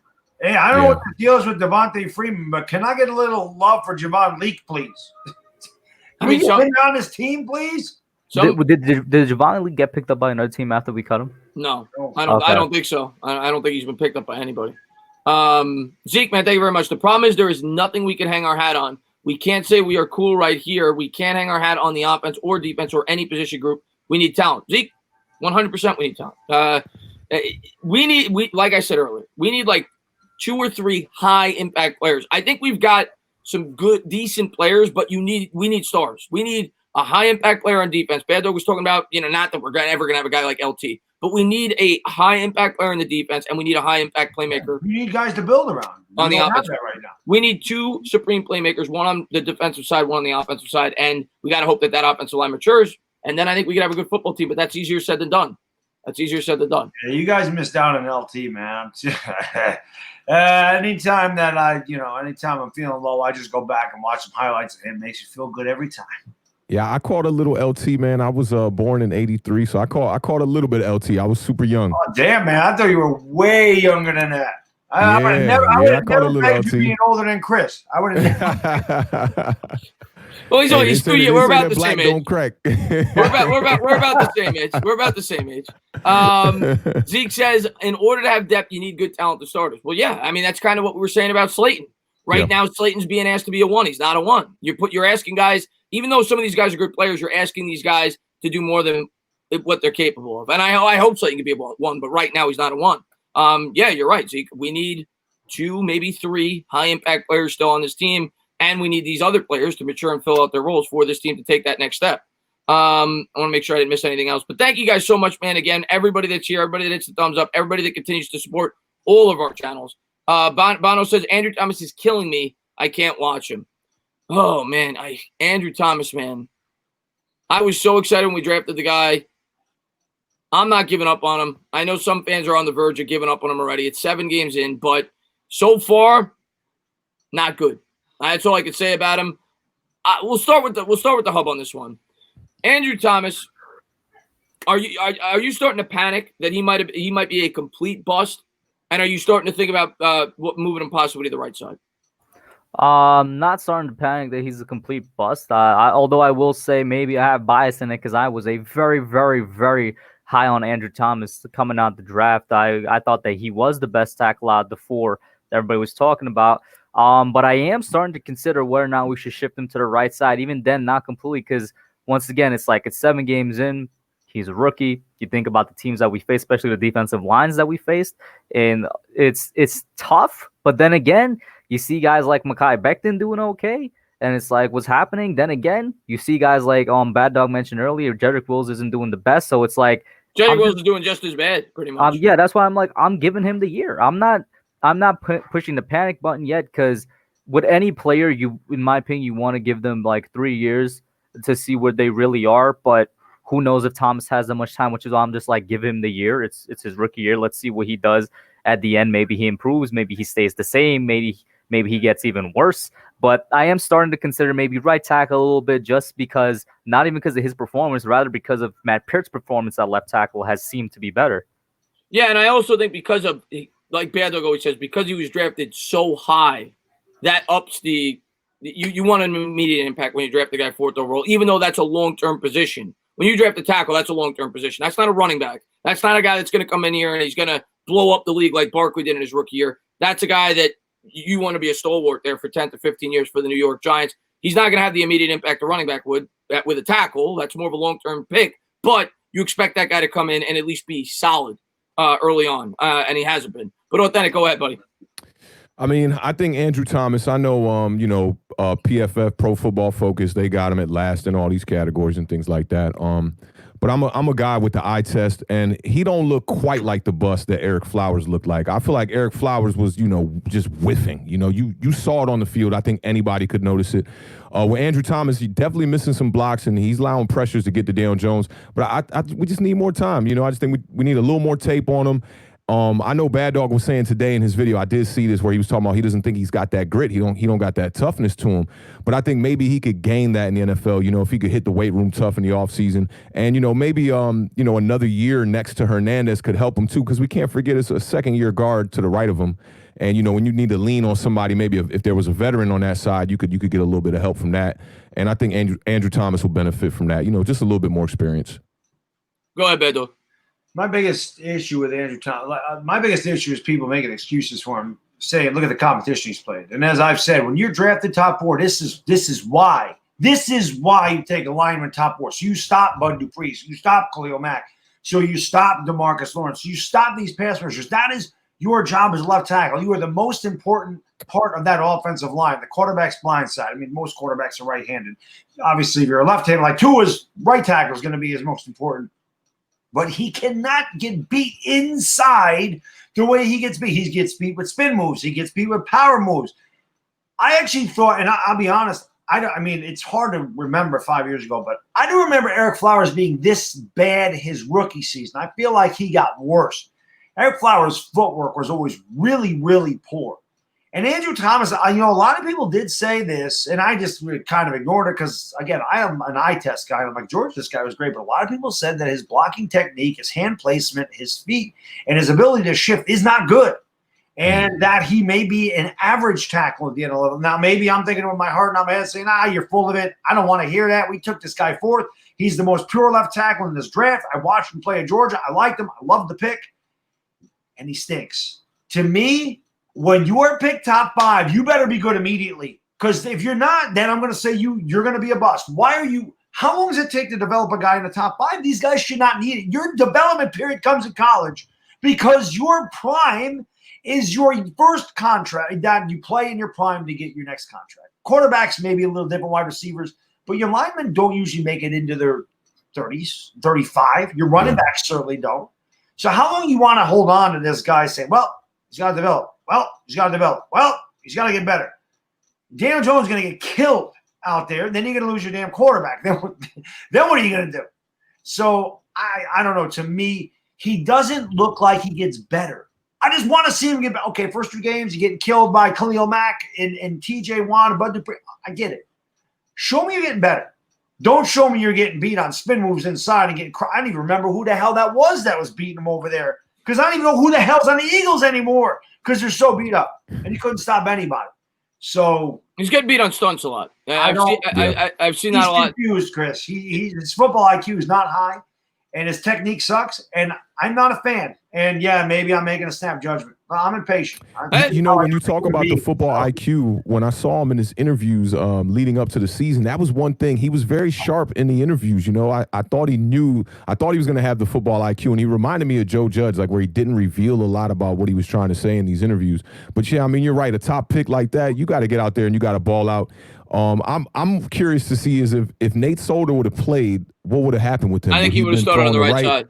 Yeah. I think he would have started on the right side. And maybe that he could have benefited from that too. But I'm not a big college football watcher, but when I did see his tape, he looked like he was bullying people, on his tape. And maybe the speed and the size difference in the NFL is really throwing him off. And then also I think with, it happened with Nate Solder too. I don't know if you remember when we made the switch from Eli to Daniel Jones, we had those last 8 games of the previous year where the line kind of corrected itself around Eli with the signing of Jamon Brown. And then as soon as they went to Daniel Jones that week 2, you saw Nate Solder's play completely diminish. So, and I'm not blaming this on how Daniel Jones holds the ball, obviously, but I think that it does affect, those plays where Eli might see somebody come through on the left side immediately and get rid of the ball, and then you don't got a pressure, you don't got a sack, doesn't show up on the stats, nobody's really tripping off it. But in this case, when you got a quarterback that does like to hold the ball, when you miss those blocks, it's really going to make the team pay. I completely agree. One thing I'll say real quick about how he looks in college. You got to one thing, the speed of the NFL is way different. And number 2, the defensive schemes are much more complex. Of course. Because you have a bunch of NFL players that can run complex schemes. In college, you might have 2 or 3 guys on the defense that are going to make the NFL on a really good team. Yeah. So I think the defensive schemes, like Chris said, he's getting beat on stunts a lot. He just doesn't read this stuff. His reactionary time is very slow, and that's not good. And it's not good. Got to get better. It's not the end of the world, but it's not good. It's not a good start, that's for sure. The one thing I will say, Wirfs, he's playing with Tom Brady. Like you said, Daniel Jones, it's a big difference. Quarterback has a lot to do with offensive line play. We saw Nate Solder play with the Patriots. We saw him play with the Giants. So I think that may have something to do with it, not to mention Daniel Jones doesn't look super comfortable in this offense. I'm not trying to make excuses, but there's other factors. But yes, when you see him get lost in those stunts, there's not much to say. There's no doubt about it. He's getting burnt on some of those plays. Trini, thank you very much. He says, it sounds to me that we are giving Thomas the same excuses we did Flowers the first year. How many years are you going to I'm not going to make a conclusion after 7 games. Everybody's different. I am not going to make a conclusion after 7 games for a tackle. I personally think tackle is one of the 3 hardest positions to transition to into the NFL. I think it's quarterback, I think it's cornerback, and I think it's tackle. I'm going to give him the year. At the end of the year, if he doesn't get much better, I'm going to start to have some doubts. I'm going to at least say that maybe we need to start him at the right tackle to start his second season. I'm not going to say I'm kick him to the curb after 1 year. But, I'll start to have doubts that whether or not he was worthy of taking in the early first round. That's for sure. I'm right there with you. We need to see improvements. I'll say that right now. I've been seeing a couple times in the chat now. Apparently, Antonio Brown has signed with the Bucks. Yeah, that happened a while ago. Yeah, we saw that. Mm-hmm. Yeah, that happened a couple hours ago. But, we're going to have to deal with that. Actually, I don't know if he's going to be eligible when he plays the New York Giants, but I thought somebody told me he might not be. But of course, Saquon has trade value. Come on now. Samuel says the Saquon of trade, he does, but right now, it's not high. Like, I'm not, he's coming off an ACL injury. We're not trading. If you're asking, are we trading Saquon Barkley now? No. Now would be the worst time in the world to trade Saquon Barkley. You always trade a player, or you at least try to trade a player. We wouldn't be doing that with Evan Engram right now, but a player like Barkley, you always want to try, if you're going to trade the player, you always want to try to trade that player when he's got max value. Right now, you're going to get 25 cents on the dollar. And I don't even think a team would give you that because they don't even know if the guy's going to come back and be a football player coming off an injury like that. So not right now, Samuel. He's got to come back and prove himself if they have any intentions to potentially trade him. Let's see what we got here. Klein, man, thank you very much. New York Giants would get a 3rd-round comp pick just for letting Engram walk. Well, he's got another year left on his deal, Klein. So it wouldn't be until 2022 because they extended him on the rookie deal. Trade has to be at least a 3rd. Give me all your Andrew Thomas stock. Way too early to freak out. We kind of already talked about Andrew Thomas, but I mean, the stock, I'm still in wait and see. I'm not panicking, but I'm starting to have slight doubts. I'll say that. I think that's fair, but I'm not panicking. And when I say slight doubts, I don't think he's ever going to be Eric Flowers. I don't. Like Awthentik said, I don't see that. I don't. To me, Eric Flowers look god awful. Like Andrew Thomas looks bad. I don't see that at all. I see a rookie that's struggling. I don't know if he's going to be great. I'm not telling you he's going to be great, but I'm not panicking and saying that he's going to be out of the NFL or off the Giants in 3 years. I'm not at that point yet. He has had some Eric Flowers type moments. Yes. He's getting beat clean. Yes. He's getting beat by every move. He's getting beat by stunts. He's getting beat by speed rushes. He's getting beat on spins. He's getting beat on swims. This is not good. Not good. To me, he doesn't show anything. His best asset at Georgia was run blocking.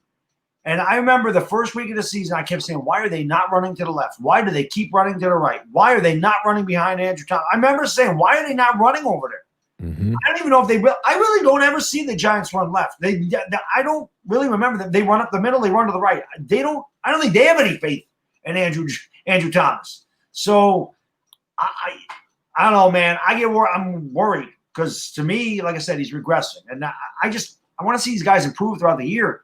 At the beginning of the year, you could say they didn't have training camp. They're learning this system. Well, listen, man, we are 7 weeks into this season. They should know this stuff like the back of their head now. That's not an excuse anymore. Yeah, You know, no, I agree with that. Speed. He should be acclimated to these moves. And if you're not, do some film study on the guy that you line it up against and figure it out. Because, like I said, you're going to get your quarterback killed if you don't. Yeah. What do y'all think about the first part of that statement? Would that maybe entice us to maybe try to keep Evan Engram for another year to get the third-round comp pick, or what do y'all think about that? I was going to say that earlier. I don't know if you get a third-round comp pick because if he doesn't improve, you kind of be gambling that he'd be able to stay healthy, and we all know that's pushing it, and would play well because he has to play well to get the third-round comp pick. That means somebody has to sign him to a high contract at the tight end position, so he has to stay healthy and he has to be productive. But if he stayed healthy and was productive, you would get at least a fourth-round comp pick. I would say that. That's why, yes, I probably wouldn't just trade him away for a fifth-round pick. I'd have to get at least a fourth to entertain it, in my opinion. And I'm kind of leaning with Klein that it would have to be a third, to be honest with you, this year. Even though I know everybody wants to get rid of the guy because he's been horrible. So I kind of side with Klein on that. Abby, man, thank you very much, man. I appreciate it. He says, sup, guys? If we trade Zeitler, Williams, and Engram, what would be the best all draft picks or maybe a combo of edge rusher, corner, wide receiver? Hoping Caserio gets to come here, he would be a best fit with Judge. I agree with that completely because he would want to work with him. As far as if we trade Zeitler, Leonard Williams, and Evan Engram, are you talking about in the same package or are you talking about individually? What would be the best draft picks? Individually, all right, I'll say it real quick. Is that probably third-round pick for all those guys? I think that's about what you're looking at. Maybe you get a second for one of them. Somebody's desperate for like Williams because he's playing well. Nobody's desperate for any of those guys. Yeah, maybe a second. Maybe, but I doubt it. You're probably looking at a third. Maybe if you couple them, you get a second, but you're probably looking at a third for each one of those individual guys. Anybody have anything to add to that? I think it'd be less. Yeah, I concur, man. Want a fourth for any of those guys. Honestly, Zeitler's coming into a free agent year. He's old. I don't know what kind of draft value he has. Leonard Williams, free agent, same thing. Evan Engram stinks. So I don't know. I mean, players, knowing that the Giants are not going anywhere, nobody's going to be like, I'm sure there's going to be other players that are better than those guys. They're not going to be somebody's first choice to go out and get. So that's why I said this before. We need to be sellers, but we just don't have a lot to sell. It sucks. It's not like the Dolphins, when they had premium pieces to sell. And they get Patrick Laramie Tunsil. I mean, you can get a lot for that, or even the Jets with Jamal Adams. I mean, they had a superstar. They were able to get draft capital. We don't have that. Yeah, we don't. And people thought that was crazy when they let go of all their players. Was it Minkah Fitzpatrick and Tunsil on the line? People were like kind of wilding out about them, letting all those players go at once. But look at how quickly they've turned that program around. They're headed in the right direction already. Draft picks. That's why. And high draft picks. We don't have the players, like you said. The only guy that, if he was healthy, would be Barkley, but he's not. GZ Jones says, I believe the Giants should have picked Isaiah Simmons. And I'll start.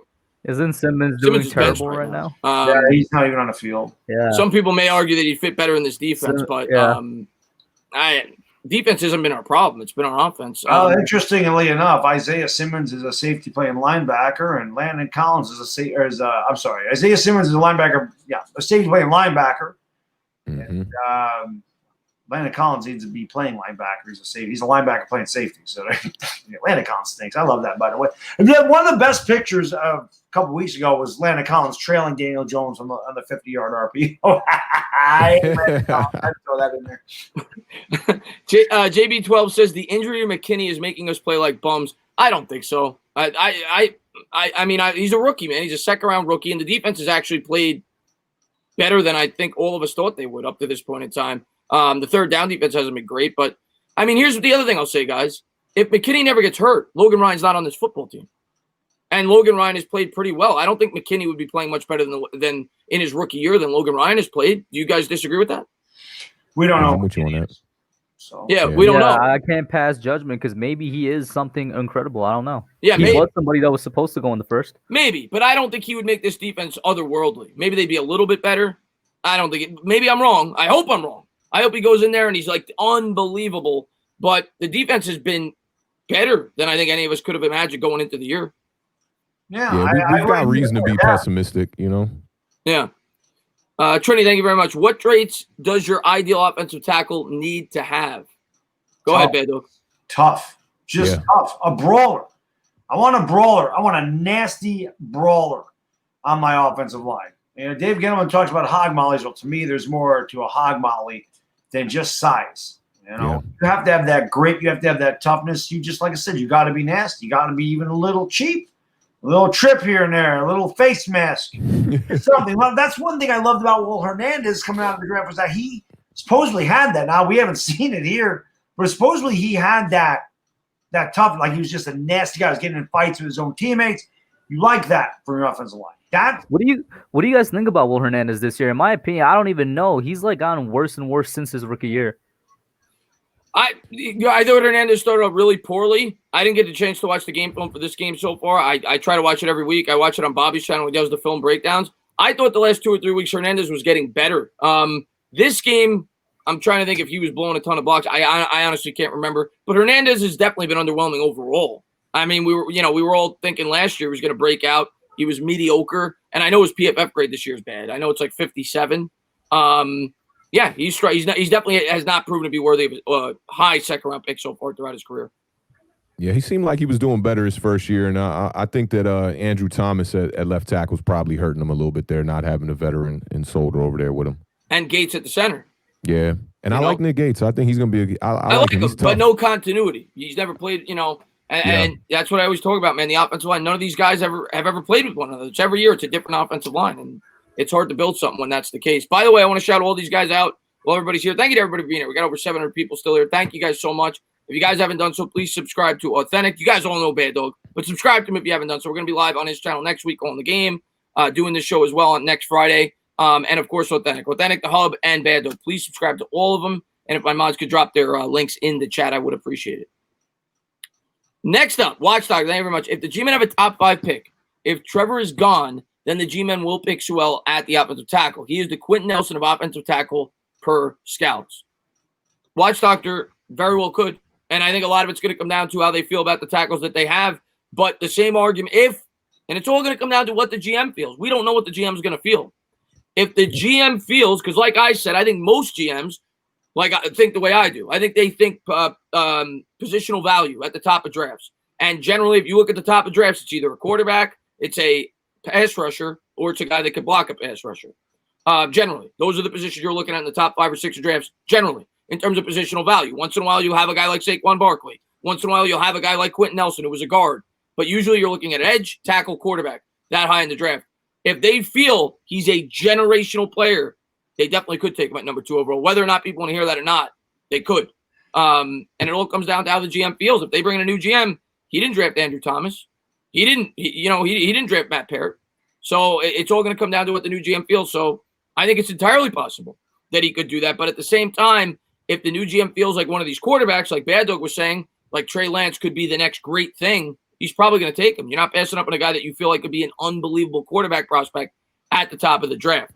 That's just my opinion. Anybody have anything to add to that? Well, I mean, what did scouts say about Andrew Thomas? I mean, to me, again, it's not. Like I said, it comes down to what the GM. Yeah, I mean, to me, it doesn't really. Again, you can watch college football, and I watch a lot of college football. I watch as much as I can. I mean, there's nights I'm at because I'm insane. Because a lot of times Saturday night I go to my mother-in-law's for dinner. But when it's nice out, it's been nice out now. The tournament's supposed to be a little cool. But I'll go out on the patio. And I'll eat my dinner out there, and I'll put ABC on my phone, and I just sit there and watch college football because I love college football. So I watch a lot of it. But again, these guys can look great in college. The NFL is a totally different animal. And like Chris said, it's tough to adapt to. Tackle is very difficult. Quarterback is the most difficult, and cornerback because, again, the defensive schemes in the NFL are so much tougher, and the wide receivers are bigger, quicker, faster, and the offensive schemes are more complex as well. So it's just a totally different speed. These guys, I think that's the biggest adjustment players have to make is the speed at which this game moves. Sometimes, as good as you are in college, they never adjust to that speed. That's why there's so many busts. Yeah. Chris Nally says, I missed up. I skipped over Rudy's. I'm sorry. Rudy said, what about the positives? And Rudy, thank you for being here, man. I really do appreciate it. He says, what about the positives? What about this coaching staff? 100%. We've been talking about the coaching staff for a bit here, Rudy. We're on board with the coaching staff. All right. Which guys on this coaching staff don't you like so far? Let's talk about that. Are there any guys you have doubts with? I mean, most people would say Jason Garrett. It sounds like most of us were pretty pro Garrett outside of the Hub. And let's get the Hub's take more on that because he initially asked that question on Jason Garrett. Go ahead, buddy. I kind of already said it, but my take with Jason Garrett was, and you guys actually brought up a good response to it. I just didn't like the way he was calling plays, and it has improved since Dallas. He really opened up the playbook against Dallas. But the more you think about it, it's like maybe it isn't Jason Garrett's fault because of, like I said earlier, injuries as the weeks goes on got worse and worse. And it's weird. As the injuries got worse and worse from week 4 to now week 7, he's opened up the playbook little by little. The reason I kind of got back, on his back was because I think in the first half of this past game, we only ran the ball a total of like 3 or 4 times, which I thought was inexcusable. But that's really my main gripe with Garrett every single game. Sometimes I think he just does not run the ball nearly enough. And yeah, if it's not working, still run the ball just to at least try and get the defense to fight. But that's really my main complaint with Garrett. But I'm still on board with him. I cannot not give him the whole year like I'm giving everybody else the whole year. I'm giving Thomas the whole year. I'm giving Judge the whole year. I'm giving everybody that's new here a whole year. So I'm still on board with everybody. Yeah, I mean, I thought outside of this week, and you're right, they didn't run the ball a whole lot this week. Well, outside of to this, be fair, Chris, we talked about it during the stream. interior defensive line is great. Well, that and we didn't run many plays in that first half, and we didn't run very many plays. Great point. I thought since this offensive line started to get it going against the Rams in the run blocking department, I thought that they had a really actually even distribution between run and pass. And I like that. It was like 27 runs, 33 passes against the Rams. It was about the same against the Cowboys. This week, I knew they were going to struggle running between the tackles. I mean, the interior defensive line for Philadelphia is as good as it gets. I thought maybe you should have tried more sweeps, stuff like that. But I knew that they were probably going to have to throw more in this game than the past 2 games. But that's what I want too, Hub. I want this team to be more even between run and pass. Chris, man, thank you very much, man. Just checked. Bum is still bleeding from last night. Yeah. Yeah. And JB, man, thank you very much. He says Vanilla Vic needs to be unleashed. Hey, man, Daniel Jones, right now. All right, let's get our takes on the running quarterback of Daniel Jones. I said going into this game that I thought they needed to start to emphasize that a bit more. Long term, I personally don't want to see him run for 700 or 800 yards a game because I think you're opening up for injuries. But with the team we have right now, what else we can't move the ball. I mean, we don't have receivers that create separation. Right now, you saw it in this game. Daniel Jones's legs are his best weapon. And right now with the team that we have, I think it's what you have to do if you're the New York Giants. You have to try to make the most out of what you have on this football team. And right now, Daniel Jones's legs is our best weapon. I think it's going to be tough, man. You don't want to RG3 him into the ground, So I think you got to be very weary there, especially without any kind of real running game here in New York. I think it'd be tough to try to line him up and just be like, okay, this is our game plan. We're going to run through Daniel Jones. I think it's and I don't really want to compare him to this quarterback, but I will, just as far as his running style, it's very similar to like Aaron Rodgers. It's like I wouldn't build a game plan around Aaron Rodgers. Granted, he's got a cannon of an arm, more of a cannon than Daniel Jones for sure. But I feel like their running asset is very similar where like you want to get that running game going and then run these kind of like hidden, not necessarily trick plays, but those RPOs to be able to get Daniel Jones to run out and get these big yards. But I don't think you can really, run a whole scheme that's going to be derivative not Lamar of him Jackson running the ball. Yeah, right. Not Lamar Jackson. I think, like you said, I think you need to pick and choose and create big plays. Hub, what about you, buddy? I think it's a great asset, but yeah, you can't really design that much around it. When you say he's not Lamar Jackson, that's kind of exactly what I'm getting at. He's fast when he gets up to his top speed, but he's not that quick guy. Yeah. He's not that agile guy. Like Kyler Murray is very, very quick. He's very agile. Same with Lamar Jackson. DJ is not. It's a great asset to have. I do think we should run, throwing a little RPOs here and there like we've been doing the past couple of weeks, throwing a little bit design runs because they've been catching teams off guard and whatnot. But that's about it. Don't want to build too much around it. Yeah. Baddog, what about you, buddy? I think they need to mix it in a little bit more. I don't want Daniel Jones running 10 or 12 times a game like Kyler Murray, like Lamar Jackson. That's not his game. I mean, maybe 3 or 4 of those. I say it every week. I want to see the Giants give him more rollouts. That pocket collapses. Roll him out and give him the option. Especially when you're able to run the ball. Because we talk about this all the time, Chris. 2nd and 6 isn't sexy. Devontae Freeman's not getting 78 yards. And Wayne Gallman's not going 78 yards. But when you have 2nd and 6, 2nd and 5, 2nd and 7, those are like body blows. And those are going to wear down on a defense.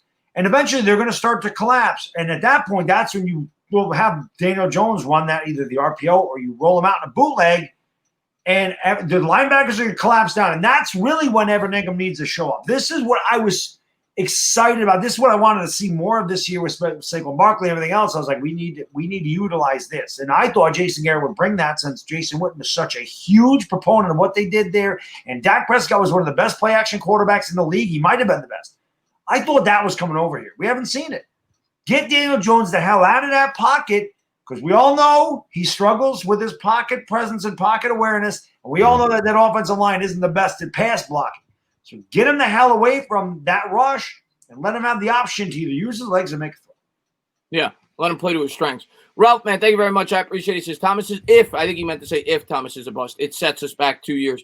I kind of agree with that. I mean, when you spend the 4th overall pick on a tackle, if he turns out to be Eric Flowers, which I don't think he will, but if he does, yes, it will set us back. He's a very important player on this football team right now. Cruzon, man, thank you very much. He says, Landon Collins is better than Simmons. Cruzon is not a Simmons guy. Neither was I going into the draft. And so far, I mean, you can't even argue that. Landon Collins, as much as we bash on him, I mean, Landon Collins was up for Defensive Player of the Year 1 year. I mean, here's the difference. Isaiah Simmons has played how many games in the NFL? Landon no, Collins, of course. $4 million. Yeah. I think Isaiah Simmons is better than Landon Collins. For what he gets paid, yeah. And Dave, man, thank you very much. More RPO with Jones. Imagine it with Saquon. And imagine it with the better offensive line and with Saquon. I was going to ask that, like, how come they didn't run more RPO when Saquon was healthy? You didn't see it that much. You know what, man? And it's a great point. I really think the offensive line was playing so bad at that point in time. Like, you remember those first 2 games, every time they handed the ball off to Barkley, he was hit 4 yards in the backfield. Yeah, getting stuffed. And I think the offensive line's gotten better. It's what's such a shame about that injury, because you started to see it that game when Barkley was starting to run pretty well in that game before he got hurt. And I think if the offensive line was performing this way, this offense could have been much better than it looks right now with Barkley in the lineup, and the threat for him at the big play with Jones's ability to run. And I guess it's exciting if Barkley could get back to full strength. But yeah, it's kind of disheartening when you see what we're able to do with this RPO. Imagine if Barkley was in this lineup with the way the offensive line's starting to perform better. Yeah. Don't let this distract you from the fact that Barkley still has to improve his pass blocking when he get back. 100%. Yeah. And you saw with Devonta Freeman, I mean, you saw where he almost got Daniel's knee folded up on that one pressure where he went to step up in the A gap to fill in for the block. And I mean, he just straight gets trampled right back into Daniel Jones, and I was worried about a knee injury right there. It was looking a little sketchy the way he fell on his knee. Just want to make sure I don't miss anything here. Got the Thomas is a bust, got the Landon Collins, got the RPO, and the next one is, do we get a compensatory pick for cutting Baker? No, we do not. No, we do not. The way a compensatory pick works, guys, is if Chris, the way it works is if we let him go to free agency and he signs with another team and it's for a certain amount of money, they compensate you for a draft pick, but we don't get compensated for him going to jail or being on trial to go to jail. No, we do not. Maya, wasted draft pick. Yeah, you get a wasted draft pick. Maya, thank you very much. She says Andrew Thomas got DJ killed in that Dallas game. Andrew Thomas has not played well. He's played bad. He's played very. He's got to get much better. And at this point, if they feel like Parrott is better situated to guard him on the left right now, Daniel Jones' safety is very important. You have to put Parrott on the left side if that's what they feel. And I'm sure if they do feel that way, he's going to be playing on the left side this week against Tampa Bay. Yeah, it's a good week to do it too. With the extra time playing on Thursday here too. Exactly. Michael Sachs says, sorry off topic on AB to Tampa. Love the show. No, it's all right, man. Obviously, that's a huge storyline right now. Hub, what do you think about that, man? What do you think that's going to do for their offense going forward? Do you think AB is going to have a big impact playing with Tom Brady over there? Well, first off, I'm more surprised that he signed with the Bucs because I remember Bruce Arians a couple months back was saying, "Oh no, that's never gonna happen. I don't think we have the money. I don't think he's a fit." Like Arians straight up said, "I know the guy's attitude. He's a diva. I don't want him." And then bam, here we are, like 3-4 months later, and he's there. But given like the one person that has defended Antonio Brown, active player wise, more than anybody has been Tom Brady. Like Tom Brady has sworn up and down about Antonio Brown ever since they were partners in crime last year on the Patriots, even though it was for one game. And I still believe Antonio Brown is one of the most talented wide receivers in the league. He has, his body got rest. Maybe that's something you could take his time off two ways. You could say, oh, you know what? He preserved his body. And then you could say he's missed NFL action for so many years. Both are true. One of them's negative, one of them's positive. I think it's going to be a bit more on the positive side just because when AB left the game, he was the best wide receiver in the NFL. There was like one dude in competition with him and Julio Jones, and he seemed to have that connection with Brady. I fully believe that's going to come back because this Tampa Bay team is clicking right now too. Yeah, I kind of agree with you. I mean, as long as he doesn't go nuts like he did with New England, and I think Brady's the guy that could get it out of him. You talk about Arians. I think Brady probably had a lot to do with it. I bet you Brady had a lot to do with New England too. He said, "Bring him in." Schefter reported that Brady was the one that pulled the strings to get him over there. Oh, I didn't know that. So there you go. Yeah, He went nuts with the Raiders, not with New England. Yeah, Right? what happened with New England then? I don't. New England, it was the rape allegation. Oh, that's right. That's what it was with New England. Good call. Yeah. He caught the touchdown his first game with the Patriots. Yeah. MYG31 says, "What do you guys think about Mark Colombo?" MYG31's got a channel as well. Check him out. As far as Colombo goes, I mean, I liked everything I read. Coming in, they said he was a rah-rah guy. They said he's the type of guy that players love to play for. He had great success with Dallas, but obviously Dallas had a lot more of an established talent on that offensive line, so it's kind of hard to judge him. I mean, right now, yeah, people say Andrew Thomas is struggling, but how much is that on the coaching staff? How much is that on Colombo? So it's hard to judge. He obviously had great credentials with Dallas through the two years that he was there. He turned that offensive line around when they brought him in mid-season. Some people to be the main guy. He was the assistant in 2018 when they brought in Cooper. But some people say that Cooper obviously helped that out. But I mean, I like him coming in. I still think he's thought to be one of the better offensive line coaches. But we got a young offensive line that's struggling right now. Yeah. I don't know what Colombo can do. I don't know how much this is Colombo. I don't know how much of it is lack of talent. Yeah. Let's just put it this way: this offensive line's been bad for, I mean, God knows how long. We've had different old line coaches, different head coaches, different GMs, different quarterbacks, different offensive coordinators. It's been the same. So I don't know how much is Colombo. I don't know how much is lack of talent. This is an interesting question, and I used to get this all the time. Jason John says, would the team ever trade Saquon? I feel like he is our only real threat to other teams. I'll give my opinion last. I'll start with Awthentik. We'll go around. Awthentik, go ahead. I definitely think they would trade him, especially with this management here. I mean, after Odell Beckham signed a $90 million deal, they traded him. And right there, that let me know they'll trade anybody. So, yeah, I think Saquon is expendable with this coaching staff and this management. Hub, go ahead. I don't want to trade him. I really don't. Saquon's my favorite player. He was like the first player I've ever rooted for from before we drafted him to get drafted. Like, Saquon Barkley means a lot to me on this team, but I do cheer for the team first and the player second. I really don't want him to go. If it's in the best interest, then who am I to say no? Baddog? I think they definitely can trade him. He's been injury prone. It sucks. He's got a world of talent, but when this guy is due for his contract, do you want to give this guy $19 million a year? You want to give him a 4-year, $76 million deal or a 5-year, $95 million deal and have the guy miss 2.5 years? That's your big question because his contract's coming up soon. And if you want to extend him and pay him all that money, it's one thing. I don't think we're in a situation to give a running back $95 million right now. So to me, if you can get a good haul for Saquon Barkley, I move him. I said there's nobody on this team I would not trade. I can definitely trading him. Yeah, I mean, I'm wearing his jersey. I absolutely love the guy. I'm with the Hub. He's my favorite player in the team. But I'm actually going to talk more about what the Hub said. Odell Beckham, I thought, was even more expendable because a new GM came in, a GM that did not draft him with Gettleman. It would be the same thing here if Gettleman gets fired. You'd have a new GM that would come in that would have no ties to Saquon Barkley, a guy that might have a completely different philosophy that says, no, I don't believe in paying running backs. So if Gettleman stays on, which I think we all agree is looking less and less likely by the day, I would say there's probably a high probability he will not trade him because his reputation is on the line. He drafted him second overall. But if you bring in a guy from the outside, he's completely expendable, just like Odell Beckham was completely expendable because Jerry Reese was no longer there.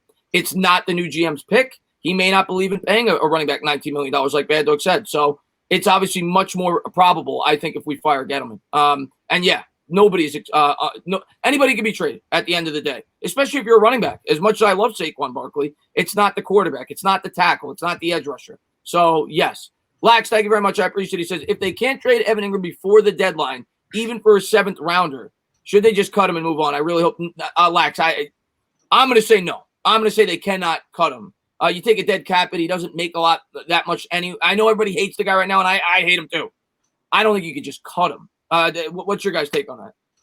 Oh, they gave him a fifth-year option. They're not going to do that.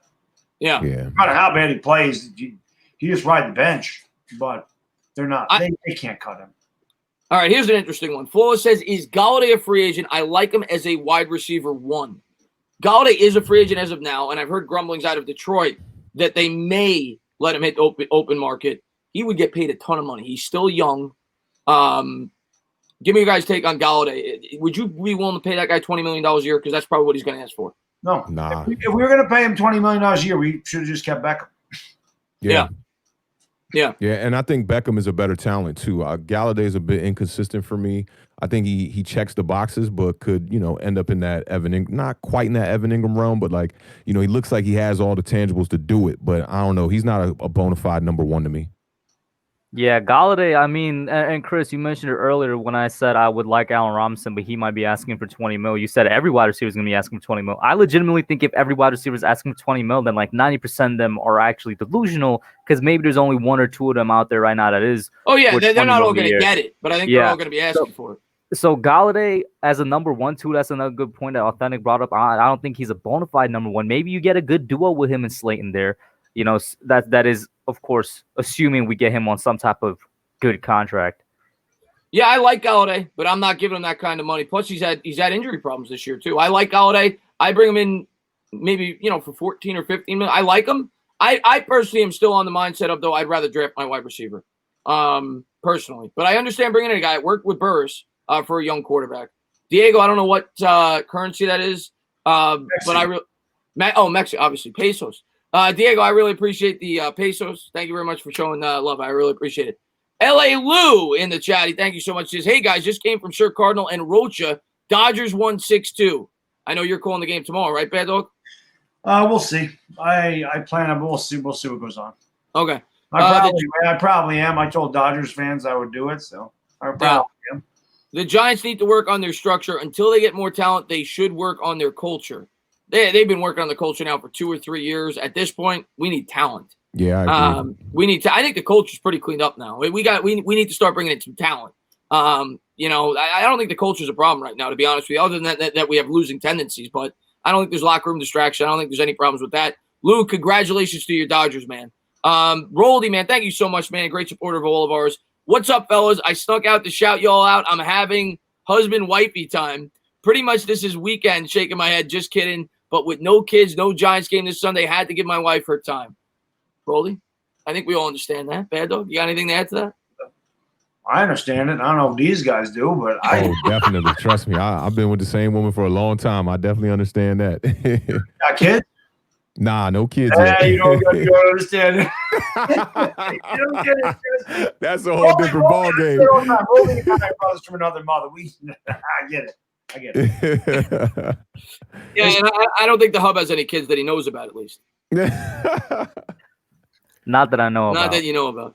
Ramdre, man, thank you very much, man. I appreciate it. He says, I just have to say, I think it's kind of cute that the Eagles are trying to use Hurts like the Saints use Hill. Listen, I don't know what Doug Peterson was doing in that game. They won the game, whatever. He was bringing him in for what could have decided the game, the 2-point conversion. If you get that, it's a 3-point game, and the best the Giants could do is send it to overtime. What was that? What was that?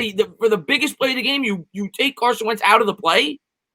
What the hell was that, guys? They have to – I guess they have to defend that. Listen, I say this all the time.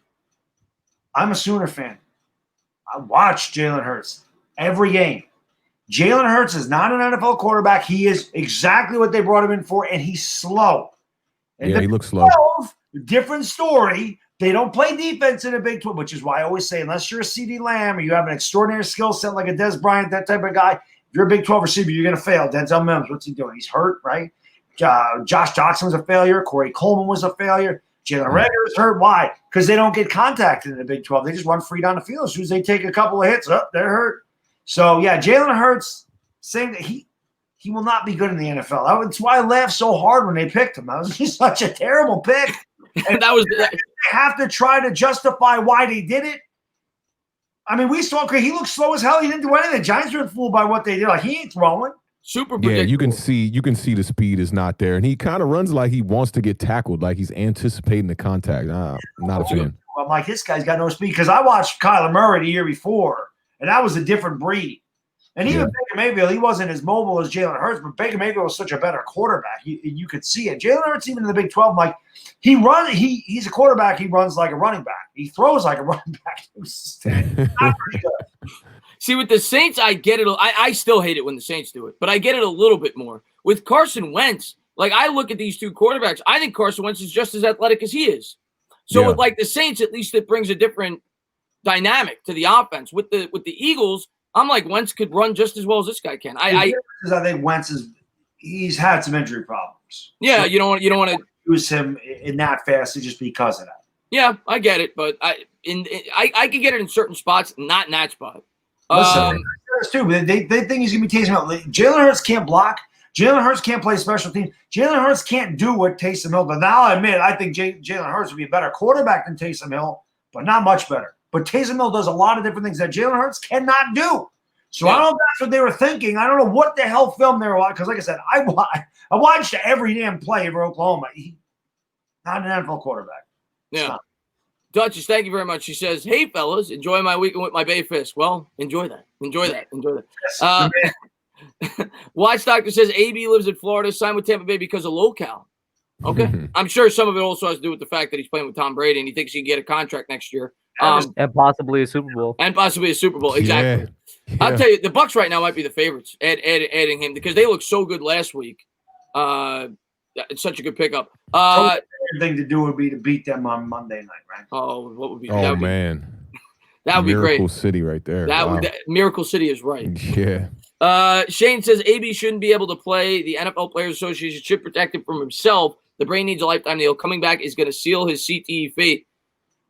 I'll tell you what, Shane, he may have it because I think that guy is a certified lunatic. So he might actually have it. JC says stability is key, which takes time. Judge GM with Abrams doing paperwork makes sense. Plus, Pats like Jones. Not surprised if Caserio likes Jones too. I keep saying I think Caserio is the perfect pick if they're looking from outside the organization. He's worked with Judge in the past. It makes sense. It gives stability to the head coach. As far as Judge, all right, we'll start with the hub and we'll go to Awthentik and we'll go to bed. As far as Judge getting the GM duties, can you see any scenario where that happens? Because let's assume the team wins 3 games. Is there any way that you could see them giving him GM responsibility? Because I can't. Even if our team somehow ran the table and went 10-6, there's no way we're giving him GM duties. It makes no sense. He's still just the first-year head coach. There's only a handful of coaches in the NFL that's ever had that. And out of that handful, it's an even smaller handful that have been successful at it. Nah, I don't see it happening. It doesn't make any sense to me. Let him do what he was hired to do, which is be the head coach. Yeah, I agree. I mean, his resume is just too short right now to have those kind of duties. The only other person I could think of was homie who just got fired from the Houston Texans who had both duties as well, coaching. O'Brien, yeah, and he was terrible. It's crazy that they lost that playoff game the year before, and then he comes out and they give him GM duties. I thought it was ridiculous, and it backfired on them too. They did it with it would be a similar scenario, and it was it worked out horribly. They did it with McDaniels, didn't they, in Denver? Oh yeah, yep. And that did not work out. But I don't think you could sell the fan base on that for a young coach like that. Yeah. Baddog, anything to add to that? I feel bad for Deshaun Watson. I mean, Bill O'Brien just destroyed his career. Right. I keep hoping Deshaun Watson ends up on a really good team and wins the Super Bowl. Because I freaking love Deshaun Watson. Did it at Clemson, and he's probably my favorite player in the NFL. Guy got a raw deal. As far as Joe Judge, I mean, you can't just go from a special teams coordinator, wide receiver coach to a GM in 2 years. I don't see how that's possible. The Giants ownership didn't give Bill Parcells GM responsibilities. Now, granted, it was Wellington Mara back then, but still, I can't see them doing that to Joe Judge. Like Awthentik said, I think his resume is way too short. I don't know how well he evaluates players. I don't know how much he had to do with this draft, because who in this draft class that we brought in this year has really made a massive impact? So, I mean, I'd rather get an established guy that's had front office duties rather than put Joe Judge in that situation. He just got here. Yeah. Let him coach. Like I think the hub said, just let him coach. Let him do his job, and we'll worry about getting somebody else to GM the team. And I have to hit the bathroom. I'll be right back. Go hit the latrine. OJP says, do you think we could get Jamar Chase? How you feel about him? I mean, yes, we definitely could. It's definitely one of the biggest needs we have. I think it's all going to depend on where we pick. I mean, we kind of talked about that, guys. It's based on value. in the draft. Where are we picking? Are we picking 3 or are we picking 6? If we're picking 2 or 3, I don't think we're taking a wide receiver unless we trade down. I think you guys probably agree with that. But again, it all depends on the GM. We've seen wide receivers go top 2 or 3. If Gettleman's still the GM, he might do it. Who knows? But I think it all depends on our GM, and it depends on where we're picking in the draft. But I love Jamar Chase from the highlights I've seen. I'm not a professional scout, but everything that I read from guys that scout these players, they say he's the real deal. And I think it's the exact type of player we need, but I think it has to meet where we're picking in the draft. We're not taking him at 2.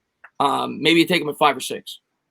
Yeah, that's where I really like Jason Garrett, too. I would like to see how he aids this coaching staff in this next draft. Cowboys brought in a lot of players. They had the most Pro Bowlers for 10 years here the past decade. You know, they're really good at bringing in those splash kind of players. And even though Jason Garrett wasn't there this past year, you saw it with CeeDee Lamb. I think the Giants need a big rookie like that, somebody that you just know is a no-brainer, kind of like DK Metcalf was, but a lot of people overlook DK Metcalf, even though he looked like a physical freak in that draft. A lot of people were overlooking him too, but you see him in year 2 looking fantastic. That's the kind of wide receiver I'd like to bring in. Oh, I'm glad that the Eagles overlooked him and took JJ Arcega-Whiteside. That's beautiful. Good job there. I love it. EJ1 says, Penny Sewell and a healthy Saquon are our only hope. Well, we need a quarterback, too. Well, we need to hope Daniel Jones morphs into something. We need to hope that Andrew Thomas gets it going, but we'll see. We'll see what we end up doing in the draft. Samuel, man, thank you very much. At the end of the day, we'll draft someone who can hit homers, defend against the 3, shoot the puck, and throw dimes. I'm out. Great stream, peace. Samuel, you have a great night, buddy, man. Thank you so much for the love. I appreciate it, man. New York for life, one of our best. And that's about it. Oh, he's going to make me say the K word. New York for life says the thing that pisses me off about the Giants is ketchup. People make fun of the way I say that word. Because there's no A in it, but. Wait, were you saying ketchup or catch up as in you I was saying ketchup. Ketchup. Is it ketchup? It's ketchup. I'm going to still say it the way I say it. Ketchup. I noticed you say huge a little funny, too. You be like, huge. Diego, man, thank you so much. He says, what do you guys think about Micah Parsons? He's a great linebacker that can get to the quarterback. Big fan from Mexico. Diego, thank you so much. I love him. He's exactly what we need. I've seen highlight tape on him as well. He's very athletic. And again, I think if we're picking in that range, the 4, 5, 6 range, he's a guy we could definitely have our eye on. He would be that type of player that we were looking for in the draft this year. I worry that maybe he's Isaiah Simmons. I mean, Isaiah Simmons, this guy can't miss.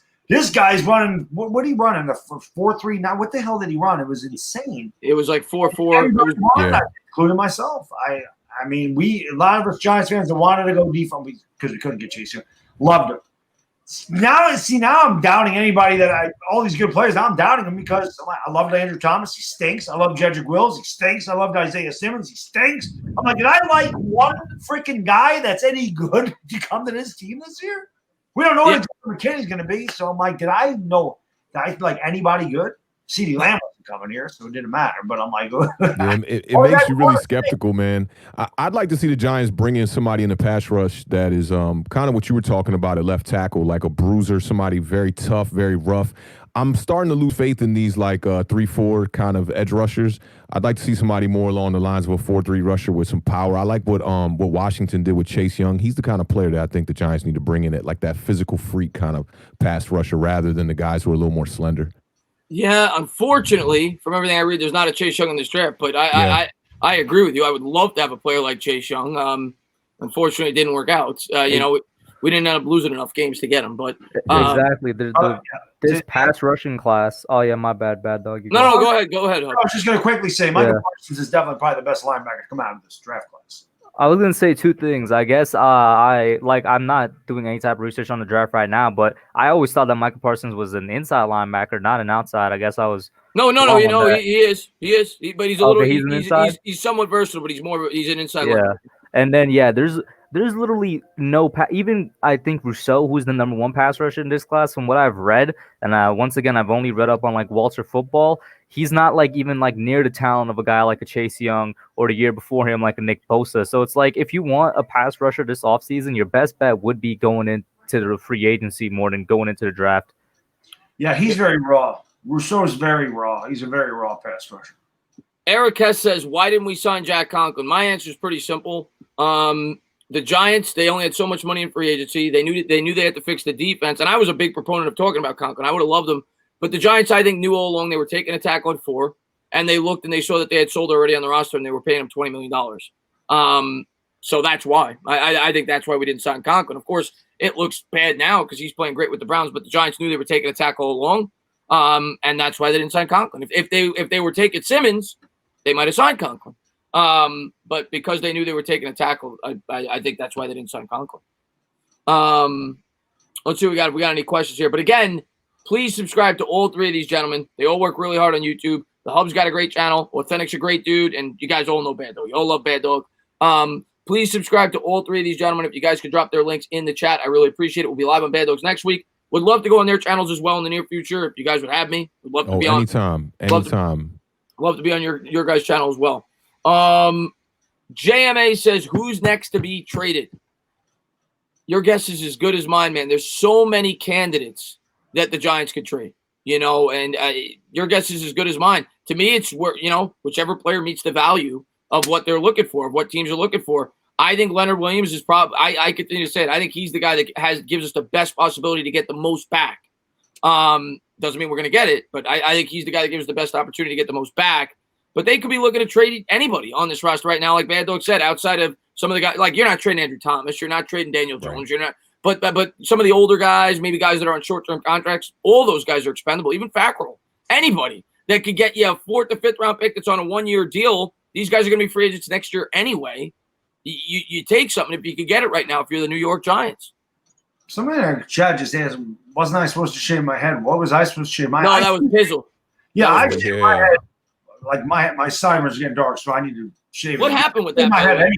But no, you got me mixed up with another Giants video maker. I Did didn't. Pizzle shave his head? Nah, he didn't shave his head, I don't think. I don't know. I doubt it. I don't know. Philly 500 said, I heard that he doesn't ever pay off his bets. He said, I'm going to give him the benefit of the doubt. But if he doesn't, I'll be disappointed. That was all Philly 500 had to say about it. So Yeah. he said he had to shave his head, and he had to do 2 videos with his glasses off and his hat off. That was it. And Philly 500 would do the same thing. He'd shave his beard, he'd leave his goatee, and he would do the 2 videos with his hat off and his bald head, and he wouldn't get any matrimonial duties done because, his wife ain't going to be, hey, you fat cue ball, I don't want you in bed, whatever. Philly. Let's see what we got here. Stable Sports Fan says, I disagree with the statement with not having Joe Judge as having personnel say. Look at him as a head coach, giving everyone input and hearing out ideas. This would be a great move if he had to say. Stable Sports Fan, I love Joe Judge. I think he had a lot to do with the offseason moves. But Stable Sports Fan, and I don't even necessarily, it could work out. But how do you sell a fan base when you have a head coach that's 39 years old that won 3 games, if that's what happens? How do you sell a fan base on that? And you say, we're going to give this guy everything. We're going to give him the keys to the castle. I can't see it. I can't see it. And I personally don't think it would be the right decision. You look at Joe Judge. Joe Judge's whole philosophy is he wants to be the CEO. He wants to be hands-off. He doesn't want to be calling the offensive plays. He doesn't want to be calling the defensive plays. He wants to bring in the right guys for each individual spot on this team, and he wants them to carry out their jobs, and he wants to oversee it. I think his philosophy would be the same thing with a general manager, at least in my opinion. Yeah. I agree. I just don't think he has enough experience to be a GM. I don't know how much insight he has. I don't know how much our scouting department stinks. I don't know what I'm saying. Yeah. I honestly don't know. The only thing I can say about that is that would be thinking completely outside the box. And I mean, as insane as it is, maybe that is. Who the hell knows? I don't know what to do. That's why I was so beat down last night. I don't know what the answer is here. We all have, we need this guy, we need that guy, we need to bring in this GM, we got to do this for the quarterback. I have no idea. I don't even know where to begin anymore with this team. As I said, it's hard to build a team when you can't even get the foundation correctly. We don't have the foundation. There's no guy like I said, who the hell are you building around here? Nobody. We don't have a guy to build around. So I have no idea. I have no answers. We can sit here and we can play semantics and we can talk about this idea. But I mean, I'm going to ask you guys. You guys can ask. Chris, where do we start? I want to hear what you guys think, because I don't know where to start. Where would you start if you're trying to rebuild the Giants? Okay.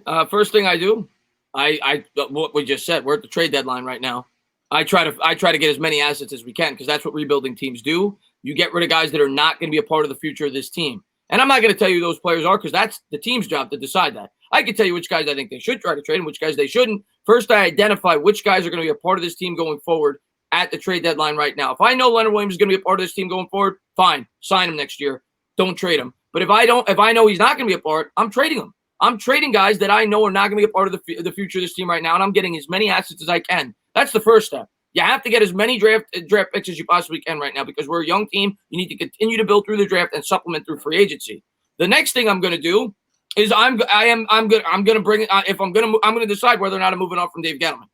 Okay, and then I got to decide about whether or not Daniel Jones is the guy. But those are the steps you take, and you need to continue to evaluate this roster over the course of the rest of this season. You have to figure out who's going to be here next year and whether or not you feel like they could be in prominent roles, and that's where you start. And then you have to hope that these players continue to get better over the course of time. And that's why I continue to say we got to be patient as fans because you got to let the season play out. You got to find out which players are going to be a part of this team in 2021. Awthentik, Ed, you want anything to say to that? I mean, with this team, it's really tough, man, because you do got a balance of like a lot of young players and then some guys that are getting up there in age. But for me personally, I don't think this team can just turn this around within a year or two and just become a winning team that immediate. I do think you need to address things on the offensive side of the ball for sure, starting with wide receiver. And I would try to get rid of Evan Engram as fast as possible and bring in somebody else who's a better, more well-rounded tight end. And then I go to cornerback because for me this year, I feel like cornerback has been one of the weakest links, and we've actually lost a lot of these close games because of what's happening in the secondary late in games when players are getting tired. And I earlier y'all were talking about the coaches. I didn't chime in on this, but I did want to say this. Like with Patrick Graham, I like what he's doing so far, but for instance, in this game against Philadelphia, you come out that first drive and you just get sliced up. You got third downs where you're just sending 3 people, everybody sitting back 10, 12 yards off the ball.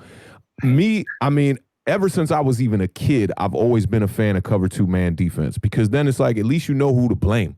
You got the 2 guys on the outside that can hold it down, play man-to-man, 2 safeties over the top. You know who you can blame on those. Or even just in a traditional cover 2 where the corners are in the flats, you know, you're putting your corners in position to make plays. In this game against Philadelphia, what I saw from Patrick Graham, I saw a lot of like just playing it weak on third down, not being aggressive. And I don't know if that's because of the personnel. It might be because you don't got the guy out there on the other side of cornerback in Ryan Lewis who can just really shut down people man-to-man. I do think James Bradbury is that kind of guy. But if you're going to try to immediately go into this next season and try to win games, I mean, you really got to address the positions that are failing you. And I think cornerback is definitely one. You got to do some things on that offensive line because it's gelling better, but it's just not quite there. This offensive line has been pretty bad for the best of 5 years here to me. 10 years. Maybe 10 years there.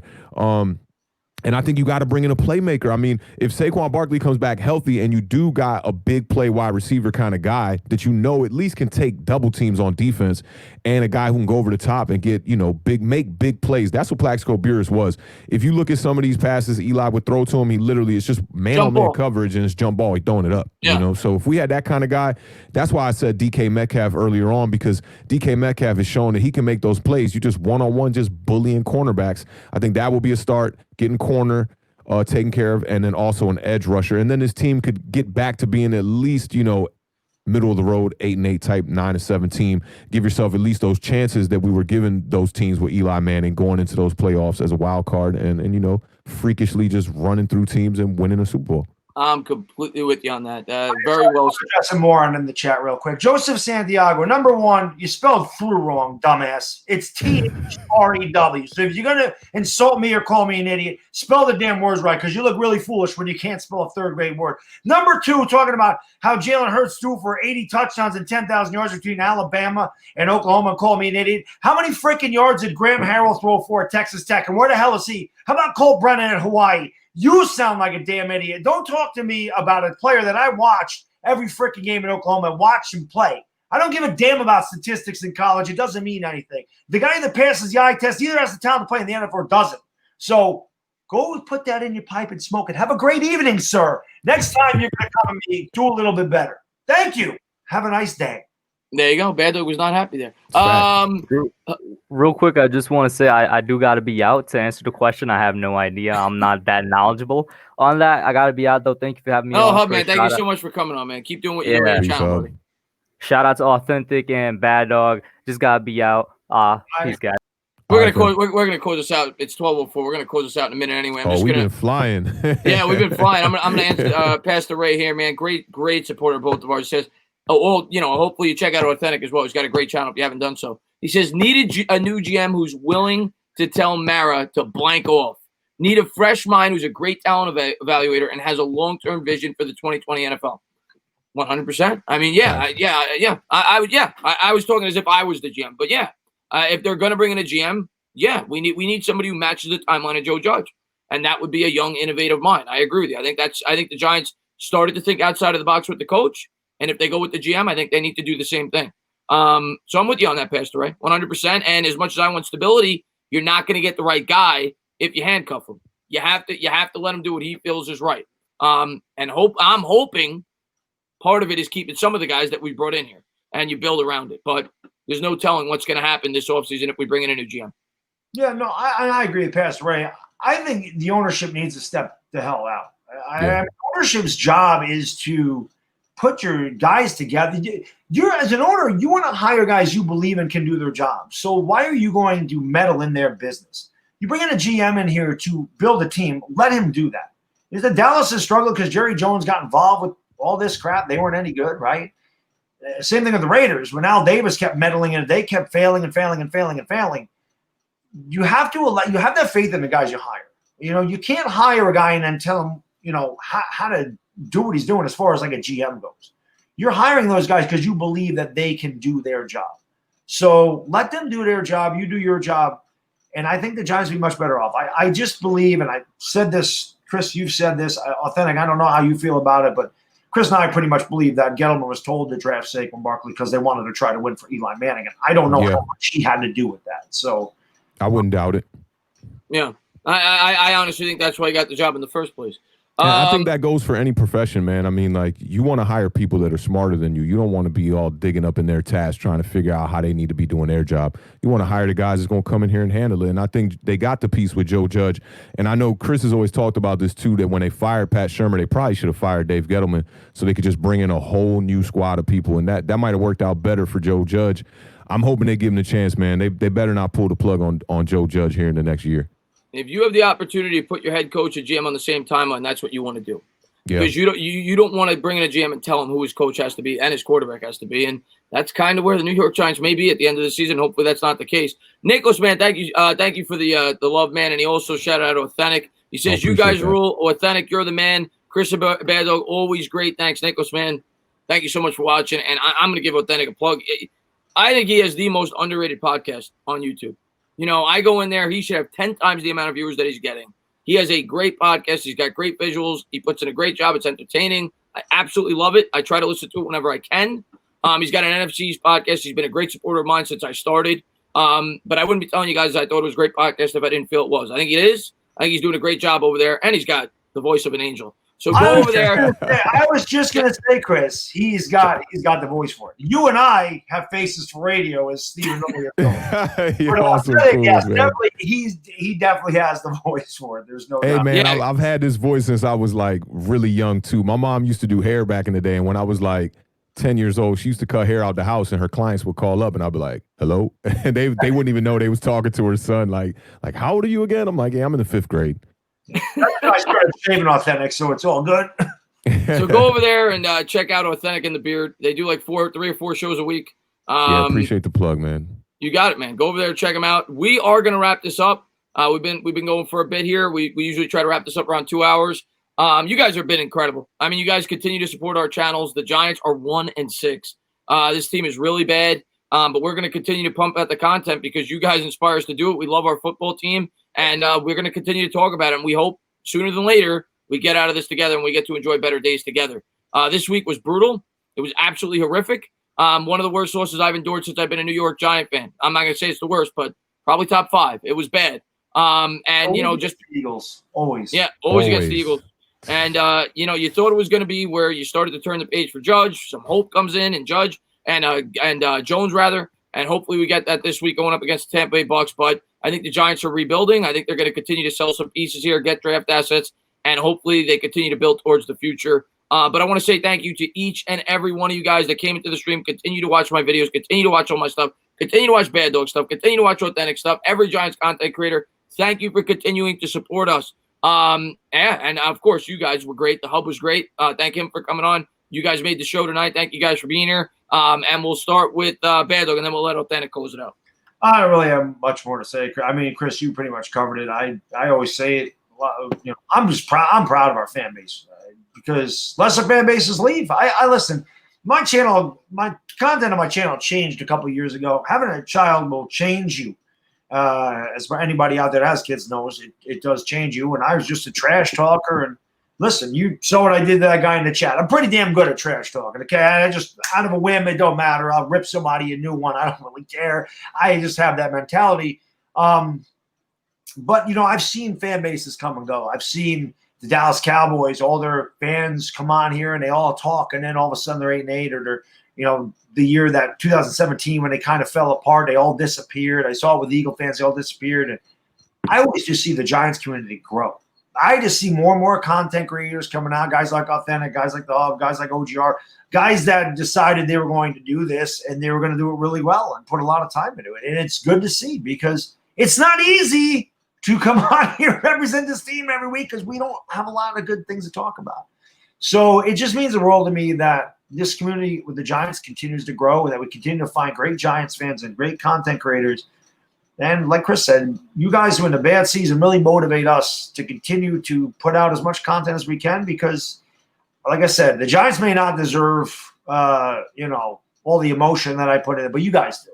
So I love the hell out of you guys and girls. My channel's nothing without you. I just hit 40,000 subscribers, which is insane. I never thought that I would get there.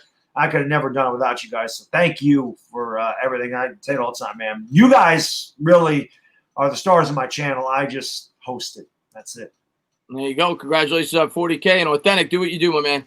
Yeah, man. Thank you guys for having me on, man. Both of you guys are definitely legends in your own right, man. And I admire y'all channels for one, and both of y'all are an inspiration to what me and Tim do over with Awthentik and the Beard, man. And what I'll say is, you know, I come from a production and a artist background, actually, and I've worked with a lot of big names in music and in hip hop. And I think there's just nothing like when you write in the beginning of it because you really see the same people that are doing the same thing you're doing and you kind of like click on to that. And I think with YouTube and the Giants community and everything, I think that's what keeps us all going. So I just want to say, man, salute to YouTube and salute to everybody in the chat and everybody who's supporting this team. Like, thank God for the internet, man, because we can reach each other from across the country, be able to chat it up and still talk Giants football because I'm based in Washington, D.C. Ain't nobody here talking about Giants football. You know what I'm saying? All I got to hear about is Haskins all week. And, yeah, it's just been great to really connect with the people in this community. So, man, I'm proud to be a Giants fan, and I'm also proud to be a part of this community. I think it's a really big thing. And for those that don't know about our show, it's Awthentik and the Beard, spelled the way I spell it, AWTHENTIK. And the Beard. We do 3 shows a week. We do Tuesdays and Thursdays. Tuesdays we do a recap. Thursdays we do a preview for the games.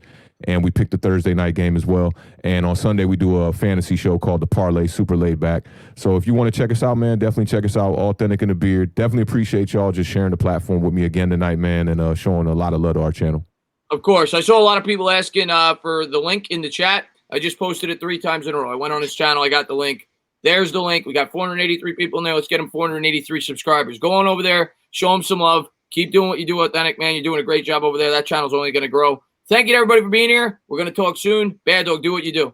All right. Thank you all for being here. For Awthentik, for the entertainment talking sports, the Bad Diggy Dizzle. Enjoy the rest of your Friday night. We are gone. Peace. Man, it's not done yet.